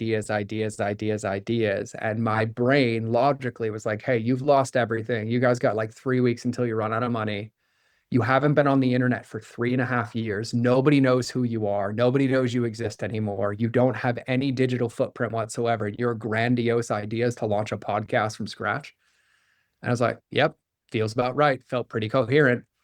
And the next morning I sat down and I recorded the first like 16 episodes and I just started hitting publish and texting it to people that I knew. And I was like, I'm just going to help people. And on the podcast, I said, hey, if you're listening to this and you're struggling in business right now, if there's anything I can do to help you, I'm running these free calls every week. We're going to meet on Zoom and I'm going to help you with anything I can. If it's marketing, if it's customer journey, if it's scaling, if it's operation, if it's hiring, if you have it, I promise I can help with it. And I did that for about 90 days and just showed up every single day, launched a podcast, launched all that. And then people showed up for me to serve them. Yeah. And after about 90 days, some of those people were like, dude, we want to coach with you. The things you've done have helped us and rebuilt the business again in that process by being of service. And so then I was blessed because there was this incredible book that I read called The Go Giver. Dude, I was going to say, did you read The Go Giver before or after the podcast? I read it after. Wow. Ironically enough, is within a week of reading it, I had a friend who was one of those people and said, hey, I need to introduce you to my friend Bob Berg. You need to have him on the podcast. He wrote this book called The Go Giver. Yeah. Him and I became acquaintances and friends, and it shifted my whole perspective. And those 3 years that I had spent behind the scenes of the business, it made me realize that you can win alone, but when you get to the top of the mountain, it's very lonely. And when you win with other people, it doesn't matter if you ever hit the peak because everybody wins in the process. Yeah.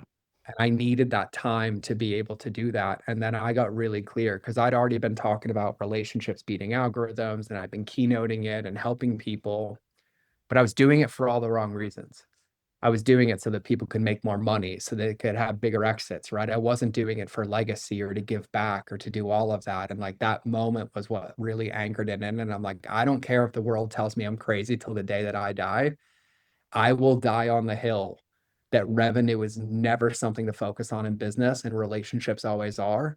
And if you do it that way, you can never lose the game because there's multiple games being played. And like that's where the quote unquote mind of George was born. And then the moment that happened, I started doing events again, the podcast, speaking. And like a lot of people don't know this, but I've been keynoting for, I don't know, 8 years. I've never charged for a keynote. If you need me to pour into your people, you call me, cover my flight, I'm there. Yeah. You have a college class of kids that need to learn marketing, I'm there. You need me to come help you run an event and I can help your people, I'm there. And I try to live my day very much by trusting God and taking every resource I have and just pouring it out, just trusting if I like sow into people and I tithe into people, that God will always take care of me. And that's kind of where everything was reborn again. Beautiful, man. Yeah, I love. Yeah, it's so beautiful. And what I really love, just to go back to your story when you got invited to the house with everyone just hanging out, and then you had your experience and you were sharing, and everyone just moved on, and yet you shared all this stuff like I'm depressed, like things aren't going well, and then you go up and you offer value, and those people also, I want to give them credit. They weren't like, oh, look at this dude who's depressed and like not doing it. We're not going to hire him. They saw what you had inside and what you offered and the authenticity and the value you provided, and they're like, yeah, we'll hire you, we'll hire you, we'll hire you. Where it's like that's pretty amazing too, just hearing that aspect of the story. And that's what made me realize one of those moments, authenticity matters. Like if you're a parent or a husband, right? Think about the amount of times that you've had a bad day, something's happened, but like your wife or kid needs you. You still find a way, and it doesn't devalue your worth in the world because you're having an emotion. It doesn't devalue your gift because you're in a season. I submit it enhances your value by honoring it and showing up authentically because it gives everybody else a permission slip Yeah. to do the same. I agree. I agree. Countless examples of it. Yeah. You know, you're real, you're vulnerable, you're but present and vulnerable. You know, maybe not like completely falling apart, which you can fall apart, but when you're there and you're authentically yourself and the complexity of who you are and you're sharing that, then people go, oh wow, like look at this person who's like real and authentic and present, and like I want more of that. I want to be that way more, instead of like let me be cookie cutter, image of what I'm being programmed to be. And it's like we are so unique. We're this gift of God, Yes. we are this uniqueness. Like, how do you become more of that? Yes. Like, and it's like you become your version of it. I don't want you to be me. I don't want you to talk like me. I don't want you to act like me. What is your flavor? What is your uniqueness? And be more of that. Like, you can't be me. Like, I'm never gonna be you, George, but you're never gonna be me. And so the more that like we own that and celebrate that, that's the magic of life. And that's when communities are so awesome and so vital and like so cool, because we just let everyone be themselves, as long as obviously we honor one another and aren't hurting one another. Like, those are the people I want to be around. I don't want to be around the people that look the same, dress the same, talk the same. It's boring to me. I love brother. the best clip of this podcast is you summarizing everything I said more eloquently and with fire. Like that is the clip for the show. 100%. I agree with you wholeheartedly. But like to me, when people say like, "What's the meaning of life? What's the purpose of life?" It's like, be as authentically yourself as you can. Figure out what you love, what your gift is, and give it into the world. And like, be of value. And if everyone did that, like, we have a much different world. Yeah. 100%. So the sermon of Erasmus. But you know what the thing is, man? Like, the success that you're craving is never going to come by following performance culture or by following someone else's design for what that looks like. And everyone's trying to sell that to you. Everyone's trying to sell you the path. And we avoid it. We avoid it because the path isn't there. It's in here. And there's no single way up the mountain, man. There's not. For me, like, I always joke, my dad said this. Like, my dad had some incredible wisdom, and I forgave my parents a long time ago because they did a really good job on the short end that they were given. But he used to joke. He's like, if I was a car, he's like, when I get buried, I want it to barely start. Wheels falling off, bumpers broken, windshield cracked, like looking like it shouldn't belong on the road, knowing that I lived my life and I tried to figure out how to get there. And, you know, when you were just summarizing this, somebody turned me onto this book about 6 months ago. And there was this woman who spent her whole career being a hospice nurse. And near the end of her career, she started interviewing all the people that she was a hospice nurse for. And the book is called Regrets of the Dying. I haven't read it though. And it blows my mind because here's what's so crazy. There's 5 of the biggest ones that are shared by every single person on their deathbed. Number 1 is I'd wish I'd had the courage to live a life true to myself, not the life others expected of me. Number 2, I wish I hadn't worked so hard. Number 3, I wish I'd had the courage to express my feelings. Number 4, I wish I had stayed in touch with my friends. And number 5, I wish that I had allowed myself to be happier. I mean, that tells you everything you need to know in an apathetic way to live a good life. Mm-hmm. Yeah. It does. And I joke with people because, like, it sounds so simple. And it is, except I convinced myself for 25 years it couldn't be that simple and created a prison. Mm-hmm. And it was like my ego or my fear couldn't rationalize it. Like the value of my day is how many people God lets me serve that day. And service isn't to get something back. It's to serve somebody that can give nothing back, right? And I joke because I gave this keynote and I was like, put your hand up if you can remember reading a fortune cookie sometime older than 5 years ago, right? And like everybody's hands go up. And I was like, keep your hands up for a minute. I want you to imagine that you believed what you read on that fortune cookie and that you applied it to your life every single day. Now put your hand down if you don't think your life would be any better. And everybody kept their hand up, right? Like we have so many of these, to your point, apathetic pieces of wisdom. Yeah. Right? Where it's like, even the airlines get it right. Like put your oxygen mask on first, right? Like chop wood and carry water, like even on the biblical lens, right? Like the chop wood, carry water book I loved, right? Like our meaning comes from pursuing these things and using this gift that God gave us, whatever that is, right? Or, you know, biblically, it doesn't tell me to rest 7 days of the week. It actually tells me the ones who harvest the crop are the ones that eat, right? And it's, you only rest one day, right? The Quakers have a saying, it's like, when you pray, move your feet. Yes, 100%, right? And so when we think about these things, I think the thing that I had to surrender was to the glory and magnificence of God, that like my brain is not supposed to understand because I'm not God. My brain is supposed to be obedient because he created me out of love. But if I follow these things, whatever route you get to, because I've read them all, they're all the same. Every book I've ever read in personal development and mindset and all of it, I found in my Bible.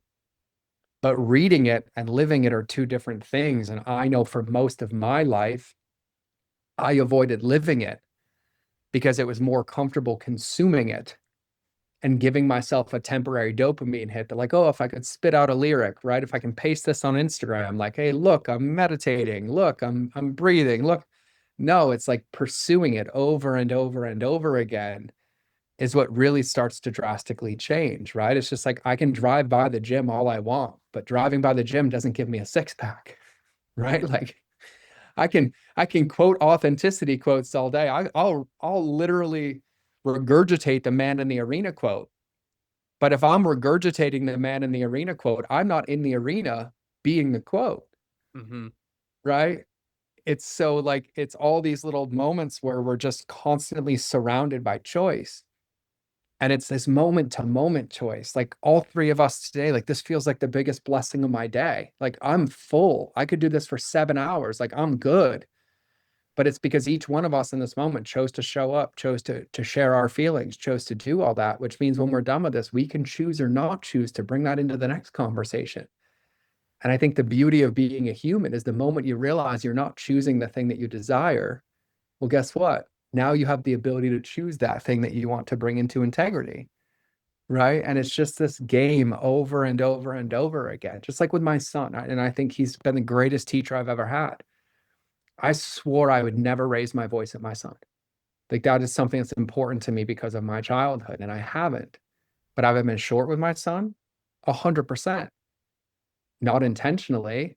And there's been a few moments where my son was like, "Hey, Dad, can I talk to him?" Like, yeah. He's like, "Hey, that didn't make me feel good." I'm like, "I'm so sorry, buddy. I hear you. Like, I'm sure I felt this way and this way." And then there's been thousands of other times where I'd like say something. I'm like, "Hey, man, I'm so sorry I said it that way. Daddy came off a little bit short." And I caught it and corrected it. And he's like, "Dad, it was fine." I'm like, "Oh, it wasn't fine for me." And he's like, "Okay." And we communicate like that. But like, there's millions of moments in our day, just like earlier I gave that example, and maybe that's just me speaking, but I know I've been in a restaurant and had a waiter or waitress and walked out the door and instantly regretted like not asking them something or telling them something. And I'm like, well, guess what? My car is running, but it's not in reverse yet. I've opened my door, walked back into the restaurant, and been like, "Hey, Joel, by the way, I just wanted to tell you it's the greatest gift to be able to talk with you. And by the way, here's my email. If you need anything, if I can help you with that in any way, just let me know." Right? We're always given the opportunity, but we have to choose that narrow road. And every time we choose those things, we get better and better and better, and it becomes more habitual. And I would submit, and this is me just kind of putting myself on blast right now, most of the time I choose those things, they're not the easy choice. I convince myself I don't want to do it. And then this might make me sound like a bad dad, but like I love my son with every ounce of my being. Like that's my man. But navigating a divorce and being accused of things I didn't do and all these things takes a toll on my capacity. And then I pour into people 10, 12 hours a day. And there's so many times where I'm just sitting there relaxing with my son. He's like, "Dad, let's go bounce on the trampoline." And my default is no, right? It's not, "Yes, let's go play." And every part of my soul wants to scream like, "Yes, go play." And I catch it and I'll be like, "Hey, but actually, I didn't mean to say no. I just needed a minute. You ready?" And he's like, "Yeah." And like, I just want to sit there and be a log because I'm so tired and he doesn't know the weight that I carry sometimes. But then I saw Andrew Huberman did a study on this, which is hilarious. There's a part of your brain called the mid-angular cingulate cortex. And it's the part of your brain that's associated with willpower. And the interesting thing about it is the bigger it is, the more willpower, desire, joy, and purpose you have in your life. The only way it grows is when you do something you don't want to do. And every time you practice it, it gets stronger and stronger and stronger again. And I look at it and I'm like, when we go to the gym, we see somebody running and they're making a face like they're dying. We celebrate them. We're like, "Oh, they're working hard." Right? We say somebody like pushing through something and we're like, "Look at them, they're working hard." But then when it comes to like our own intrapersonal relationship, we see those signs and we use them as a brake check instead of something to push through and to keep strengthening the muscle of ourselves. And I think that that's the greatest opportunity because I genuinely believe in my core that the moment we stop pursuing it, we're not stagnating, we're not paused, we're actually regressing backwards because time is still going and we're missing these opportunities to express our love more or to grow our mindset more or love ourselves more or to continue to basically, mend to that garden. And I think it's just such a beautiful opportunity for all of us. Entropy, Well man. It'll if you don't exercise it, entropy will ultimately eat away at you on all levels, you know? God, you and your big words, man. I'm gonna need a dictionary when we're done. I like this. Cohesion, entropy. I love it. I Yeah. love it. Hey, I taught somebody a new word yesterday, so I'm proud of myself. They didn't know what titration was. And I was like, "You don't know what titration is?" oh, that's a good one. Wow. One of my defaults. That's great. He always says, my best friend, though, he always says deleterious. And I'm like, "Can you define that for me again? Because I need you to define that for me." I don't know that word. What's that word? I don't even know. He's defined it for me like 10 times. And so now I'm like subscribed to like 3 websites, like word of the day. Yeah. So I can keep learning words. But deleterious is like harmful in like a subtle or unexpected way. Yeah. Got you. That's good. Hey, George, we've talked about a lot of stuff here, and I know that it might relate to even some of the things you're going to answer to this question. Like, you have all these people that want to work with you, that have hired you to scale their businesses, to fix their businesses. So these people that have hired you, like what are like the common things where you realize you're just not doing it the quote unquote right way? Like if you shift this, you can turn it around.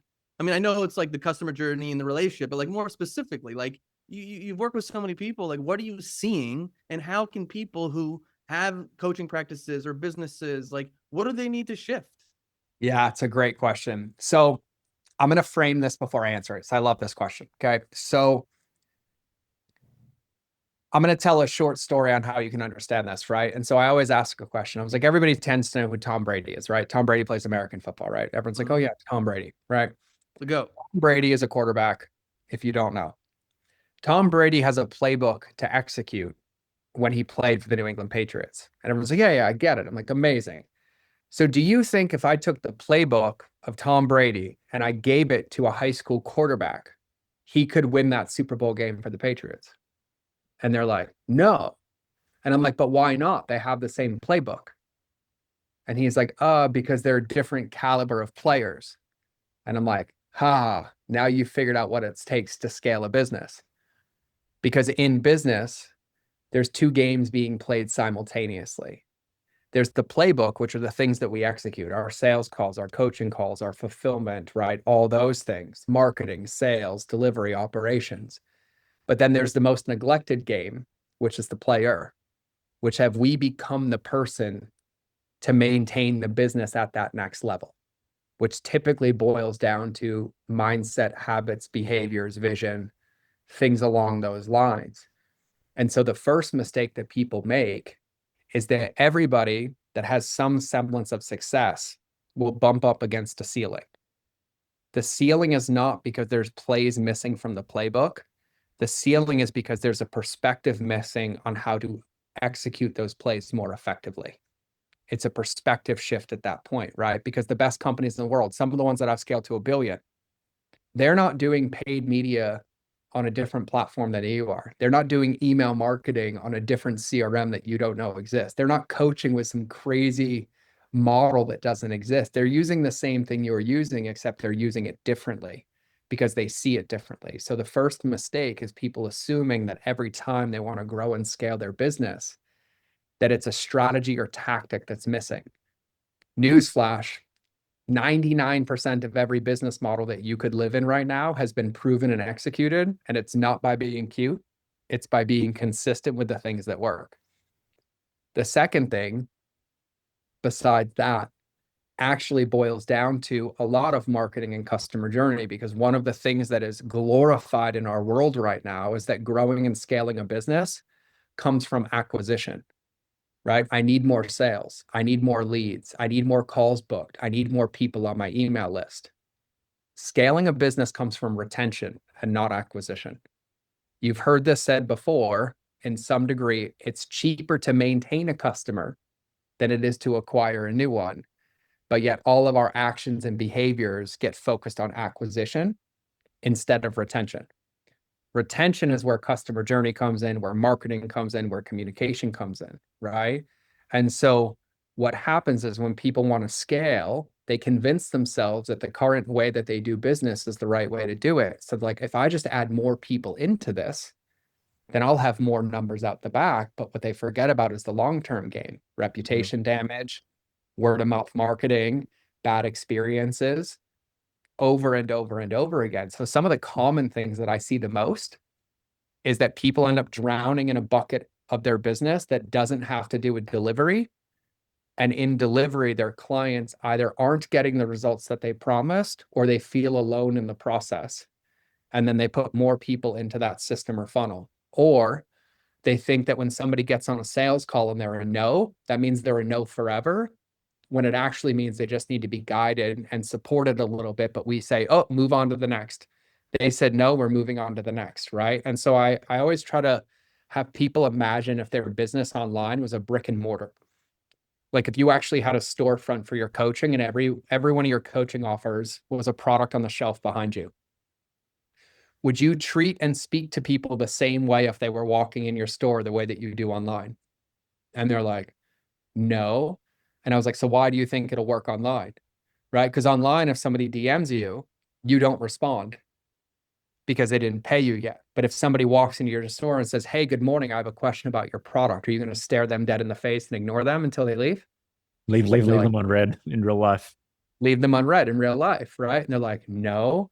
And I was like, what about if somebody walked into your store, picked up a product off the shelf, asked you a question about it, and then put it back on the shelf? Would you be like, hey, you're banned from ever coming back into my store and window shopping doesn't exist anymore? And they're like, well, no. And I was like, so why do you think it's okay to do it online? And why do you magically think that if you do that online, it's going to create this desirable result, right? So customer journey for me is really relationship management at scale. And it applies to every business. I've worked with everything from like battery companies to physical products to kids' toys to headphones to plastic surgeons, dentists, optometrists. It doesn't matter. I've worked in every industry because if you have a customer, you have a relationship that's being managed. And in business, it's really, really simple. Every decision a human being makes is an emotional-based decision. Somebody choosing to listen to this podcast isn't based on logic. It's based on emotion. They could logically resonate with the title, get 2 minutes in and not feel safe on this show just because of how we're speaking and be like, I don't want to listen anymore. That's not logical. That's emotional, right? Every decision we make is an emotional-based decision. So I want to bring this full circle to what we were talking about earlier. In order for me to be in a relationship with somebody, I have to know who that person is, which means I have to experience them in some degree authentically in their social media, in their marketing, on a sales call, something along those lines. And in order for me to make an emotional-based decision, I have to be in a relationship, which means we have to know each other to some degree before you could ever invest in me. Once we have that relationship, you are only choosing to work with me because I've promised you a result. Well, in order for me to win, I actually have to get you that result, which means I have to keep building and focusing on that relationship to help guide you towards that goal. And only when that result is in pursuit can I retain your attention and energy. And when you get that result, would you then turn around and give me a referral or tell other people about me? So the biggest mistake on top of the list that I said is people treat people like their transactions or bank accounts and expect transformational results. They look at it and they're like, oh, I only had 100 people on my webinar and 21 showed up. That's not enough. And I'm like, okay, well, imagine I just plopped you in my office and put 21 people in a captive audience in front of you. Would you say that to their face? And they're like, no. And we forget that every business starts with their first customer, their first 10, their first 20, right? Even the best restaurants in the world that sometimes have a 6-month wait. They don't have a 6-month wait year round. They have a down season where you can walk in and get a table, right? They treat you the same. They do it the same and they honor every single one. And so we forget the nature of business. The strategies and tactics that we use and the things that work, they're easy. But if you don't have the perspective to understand what you're doing, that like scaling a business is actually scaling one thing at a time, one person at a time, you'll never win that game because you'll end up breaking something in the process. And so without context, it's hard to give strategic or tactical answers, but some of them are, I get somebody to sign up for my program and then I never email them again until I need to sell them something else, right? Or somebody reached out to me and they asked me a question, but they didn't pay, so I didn't answer it yet, so I left them unread. Or I sold them a course, but they're not doing it. Well, that's like paying a personal trainer and then gaslighting them for you not showing up to the gym. You didn't promise to sell them a workout. You promised to help get them a result, right? So there's a lot of like tangible pieces that show up inside of business, both coaches, consultants, physical products, course creators, where we forget about human nature and we're convinced that scaling is by being transactional. If I just had 100 more people, if I just got 1,000 more Instagram followers, if I just got more people to listen to my podcast, but it's a trap. Because if you actually got the more, it would break your business and put you out of business because you didn't have the capacity or the container to maintain it. And so a lot of the things that I do is when I go into a business, like with my private clients, typically they're up against a wall. And I ask them one specific question. This is for everybody listening who's an entrepreneur. I'm like, what are 3 things that you did in your business the first year of your business that worked really, really well that you are not doing today? And every single time at least 2 of the 3 of those things, when we add them back, their business starts to grow again. And it's because when we're quote unquote scaling, we try to remove the most important equation from the field, which is ourself. I had a private client and she was doing $250,000 a month in coaching. And then her team was like, hey, listen, you got to do this and this and this. Don't do those live videos on Instagram anymore. Nobody converts from them. There's only like 15 people watching them. Like, it's not a good use of your time in that hour. Within 90 days of her not doing those videos, revenue got cut in half. But it wasn't tangible and measurable, right? It wasn't in a funnel. Came in as a client and I was like, hey, we need to, like, what are we not doing anymore? There's an answer somewhere in this data. And they're like, oh yeah, well, we're not doing these lives anymore. I was like, okay, cool. Add them back. And they're like, what? I was like, add them back. Within 4 weeks of adding them back, that number started to grow 25% month over month until it was right back to where it was. And so people make these mistakes all the time, but there's a reason that success is boring. You're not supposed to get a dopamine hit from it. You're supposed to do it because it works. And when we're in business, a lot of times the things that people got to work, they got bored of doing, and they convince themselves that something else will work better. So they stop the thing that's actually growing and scaling the business. And so I come in and I'm like, well, let's change the process around this. Let's make this more advantageous. Let's measure this. Let's help you have a better way to do this. And we actually build containers around the levers that move the needle in the business, not the ones that give us dopamine hits in the process. That's my short answer. You're a gangster, bro. I fucking love it, man. One of my favorite quotes, and it just speaks to this realm so potently, is by Charlie Munger, the partner of Warren Buffett in Berkshire Hathaway. And he says, trust is the greatest economic factor in the world. Yeah. Yes. And like, I say this to people all the time because I did a talk for Google in 2020 at like this natural foods thing, and they were sharing statistics with me. And it blew my freaking mind because they had quantified this. And they're like, did you know, this was 2020, did you know 91% of all marketing is word of mouth marketing? And I was like, what? And like, I knew it was like a lot, right? But if we think about it, if I'm like, hey guys, there's this book that I love, like you're going to go read that book now because I've read you those 5 quotes. I brought it up. You're like, I'm going to go get it off my shelf and read it now, right? When somebody you know, like, and trust recommends a book, you'll go buy it, right? If you see a friend, you know, rocking a pink Stanley because everything should be pink. Oh, look, and you have the Go-Giver and the Catalyst. Oh my God, you're speaking my love language. Oh, and hey, he has them. And habit stacking. He has them. I have them. I haven't read them yet. But I got them. But I'm showing it based off of your post that Joel had shared with me about the books, and I ordered all of them.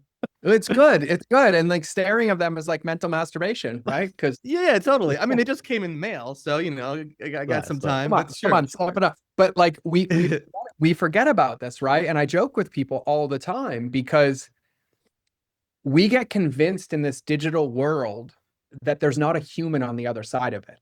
Yeah. Right. We're like, oh, it's just a number, right? Oh, it's just somebody else who didn't register for my webinar.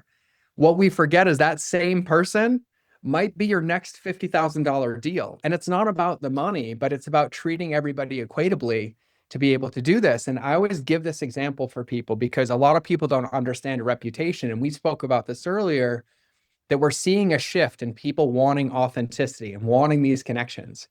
It is actually the thing that's moving the needle for a lot of my clients right now. Their buying cycles are a lot longer. The things that they used to do aren't working. Well, you want to know what the one thing that's working better than anything is? Authentic connections. Yep. They send video DMs back and forth. They give people the space and the patience. And so much of it is reputation based because everyone is voting with their dollars now. And they've been so burnt out in all these industries. They're like, I'm only going to work with you if I know, like, and trust you, if somebody recommends you. And everyone's like, George, it's not that powerful. I'm like, okay, cool. Ready? I was like, have you ever been to a restaurant where the food was incredible and the service was horrible? And they're like, yes. I was like, great. How many people did you tell to go eat at that restaurant? And they're like, none. I'm like, great. Second question. How many people did you tell not to go there? And they're like, a lot. I was like, but the food was incredible. And they're like, yeah. And I'm like, great. Next question. Have you ever eaten at a restaurant where the food was suboptimal, but the performance, the staff, and the treatment was incredible? And they're like, yeah. I'm like, how many times did you recommend that restaurant? And they're like, oh, I tell everybody about it. That's the point, is that people forget about that. We are one of the most connected worlds now with social and Instagram and Facebook and TikTok and WhatsApp, and we talk. And people focus so deeply on the transaction and the short game that they don't realize they're creating their own long-term damage by not treating people like people.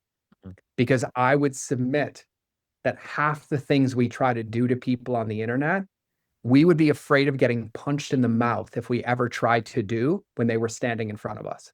Yeah. You know, man, like we speak about coherence, and like when I, for example, read The Go-Giver, it's like, this is my natural inclination anyway. This is what I'm naturally inclined to do, how I'm naturally inclined to treat people, communicate with people, give to people. Yet for some reason, like, it's so distant. It's so out of the picture. It's so not. And it's like, this is easy. This is what I want to do. This is what feels right to do. Like, and I think some people, like, they'll behave in that way, and then they get convinced otherwise, and they have to kind of rediscover it also as well, in terms of like maybe naturally giving. And I mean giving from a place of like something that you love and passionate about. It's not this like sacrifice or doing things that you don't want to do. It's just like the natural extension of your authenticity, and that you're giving it out. And then you get conditioned, no, that's not the way to do business. That's not the way to operate. And you're like, but that's how I am. That's how I am with my friends, my family, the people that I love.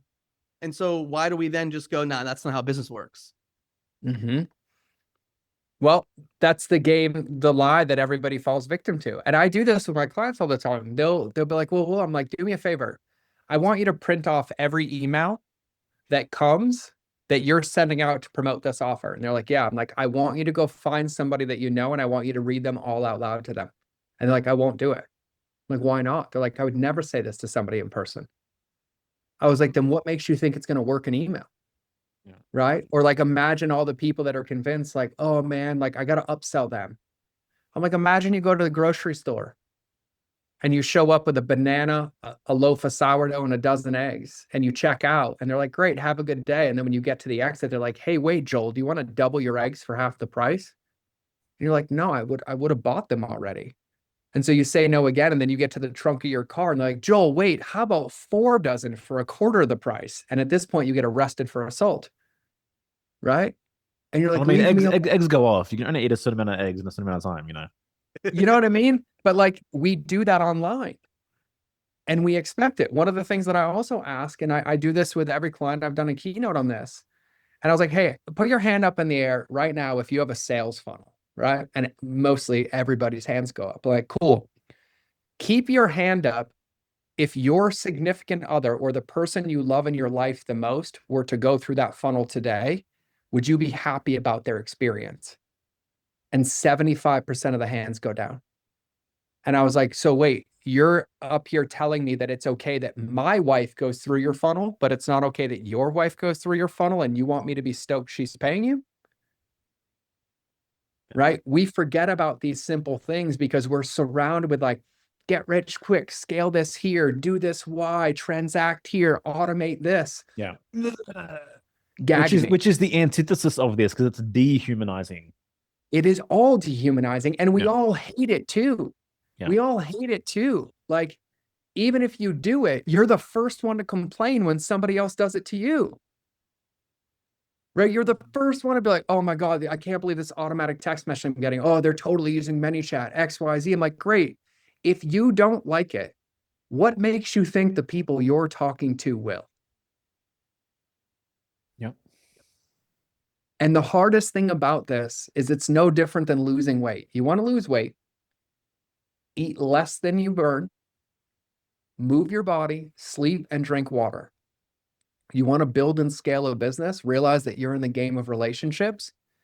And if at any point in your business, you're doing anything to try to remove a relationship or a connection or a touch point, you are choosing to put yourself out of business or make it drastically harder on yourself. None of us want to walk into a restaurant and have a robot hostess. right? I go to those sushi restaurants with my partner where they have the iPad on the table. I click that thing and then I wave down the server. I'm like, hey, can you come talk to me for a minute? Like, can I get a water, please? Like, I want to modify this. Like, hey, I have a question. Like, yeah. Like, I don't want to talk to a robot. I want to be in a relationship with the person I'm doing business with. Right. That's just how I see it. And truthfully, I have an entire roster of people who chose to see it the same way. And now their businesses are drastically different and they're leaving a legacy and doing good with the money. And I'm not saying you can't do it the other way. But what I am submitting is if you choose to do it the other way, you also have to be prepared to handle the fallout when you're all done with that and what life looks like, because it's not rewarding. And I've been on both sides of it. Law of value. True worth is determined by how much more you give in value than what you take in payment. Mm-hmm. Yeah, you're George, just like man. in like Magic 8-Ball, bro. Every time I shake you, I get some other profound piece of wisdom or quote. Like, we're just gonna call you 8-Ball. I'm here all week. I'm here all week. George, thank you so much, man. This has been incredible. This has been absolutely incredible, man. So much depth, so much richness, your story, and then coming out the other side and just dropping these bombs, man, these absolute missiles on the truth about entrepreneurship. Love who you are. Thank you for being you. I'm so grateful for every hardship that you experienced in your life because of the juice that we get to experience right now in this conversation. Me too. It reminds me. Go ahead. You go. No, you go, and then I'll go after you. I was gonna say it reminds me of one of my favorite quotes because you like dropping quotes every day. Oh, I'm so grateful for that journey as well.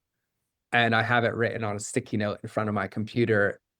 And it says, don't forget, you often prayed for things you didn't have the character and scars to maintain. Mm-hmm. And I realized that every single one of those moments was the greatest blessing ever because it gave me the scars to remember and the character to maintain the blessings that God puts on my plate every single day. Yeah. Well, I was gonna say I want to give a shout out to Nikhil because Love you, Nikhil. relationships are important. You know, But I first mean, heard I was you through thinking him. the same thing, bro. Sorry, go. No, I was saying, yeah, I first heard about you and who you are and the work that you do through him, But I'm and yeah. yeah. The thing I learned through you, right? It's itidakimasu. It's like Oh, yeah. I'm from Sydney, Australia. For some reason, I'm living in San Miguel de Allende. For some reason, I'm meeting Nikhil. For some reason, Nikhil is showing us George Bryant. For some reason, George Bryant is shaking our world up without ever meeting him. Now we're having this incredible conversation, and we get to continue to share the gift through this conversation. And it's like gratitude for all that is the meaning of that saying. Yeah, gratitude for everything that it took to make this moment right here happen. And it's like, that's what I love focusing on too. It's like everything that you went through, all your life experiences. Then let's go back, your parents' experiences. Let's go back, your grandparents' experience. Let's go back, your great grandparents' experience. All these stories, all these struggles, all these choices that were made that allowed you and Joel and myself to come together in this moment. Like, that's the sacredness of life. That's the thing that like I think about on a regular basis is of like, as I go through my day, like what did it take to make all these things happen? And when you think about relationships, that's it. It's like, you know, we're on a call together, or you're in a program with me, or I meet you at the store. Like there's so many stories that we don't even know about that led to like our paths crossing and for like the potential for magic and miracles to occur because of those connections.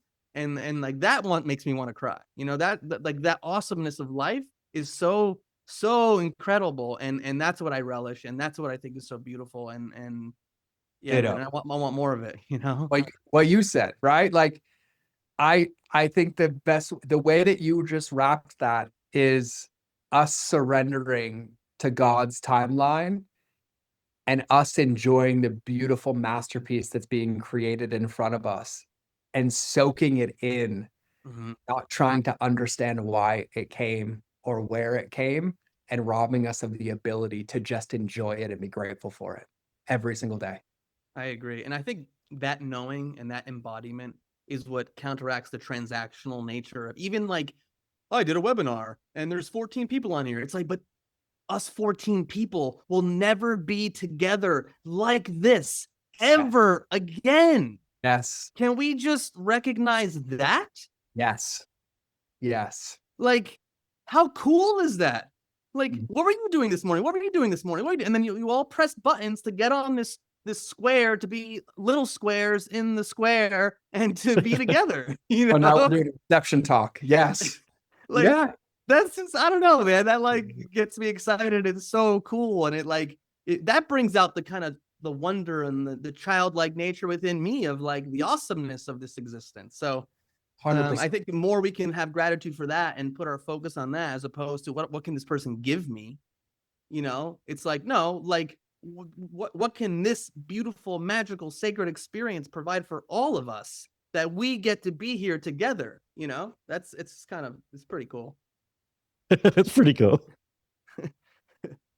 Agreed. The piece de resistance. That's it, man. 100%. George, Awesome. you have Yes, the I would literally do like a 10-hour podcast with you. oh, It's dude, fun. So much fun. this won't be our last. I'm sure about that, man. I'm sure about that. You have our audience's ear, bro. Obviously, of the Incredible Mind of George show.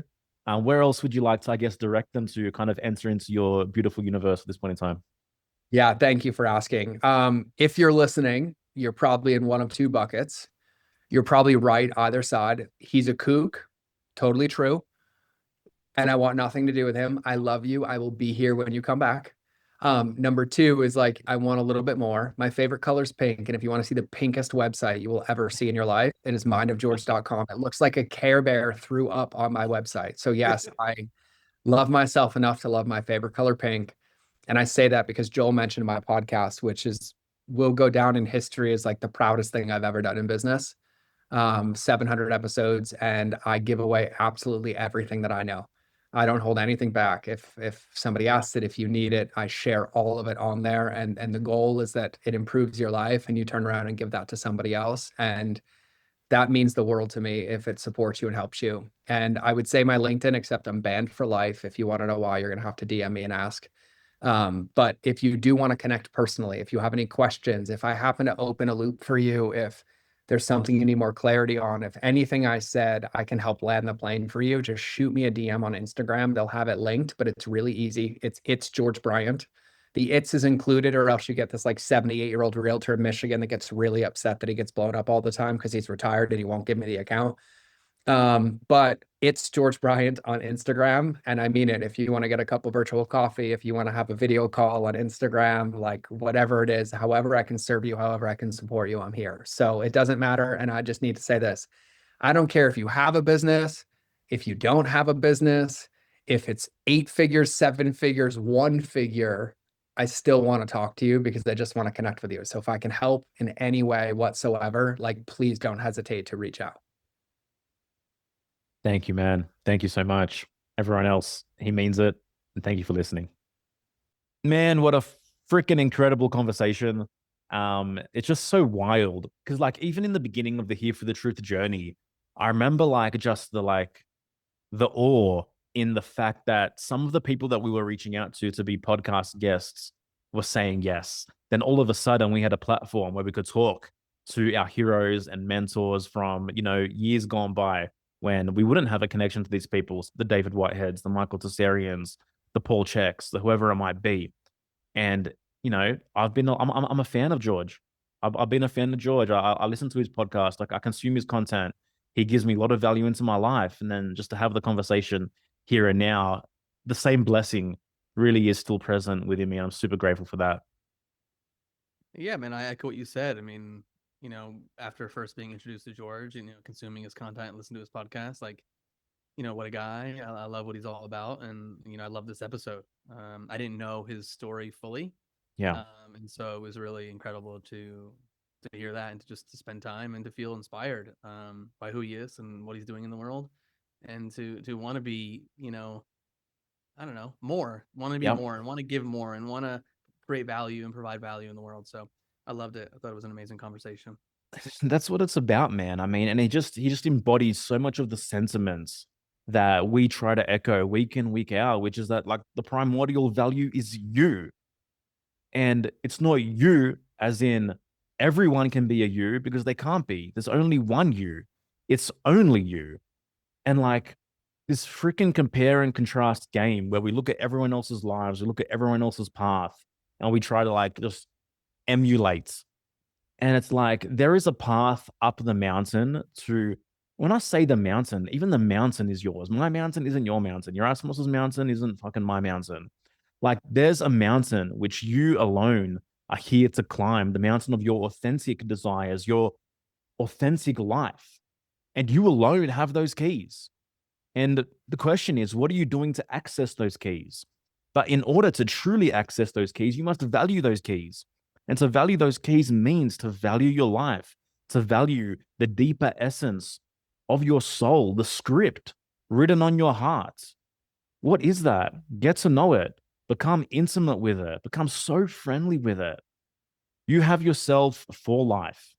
And how do we allow that truism to land in such a deep embodied way where it actually impacts our actions, where it actually impacts our behaviors? Because you can read all the self-development books, you can read all the self-help books, you can have a whole library. But if that truth is not genuinely embodied, your actions are not going to change. And so that's everything that we're about, is simply trying to increase your own personal reverence and value for the fact that you exist and the fact that you live. And I think the fact that you just listened to this podcast and you're still here listening to an outro after 2 hours is hopefully a testament to that. So thank you for being you.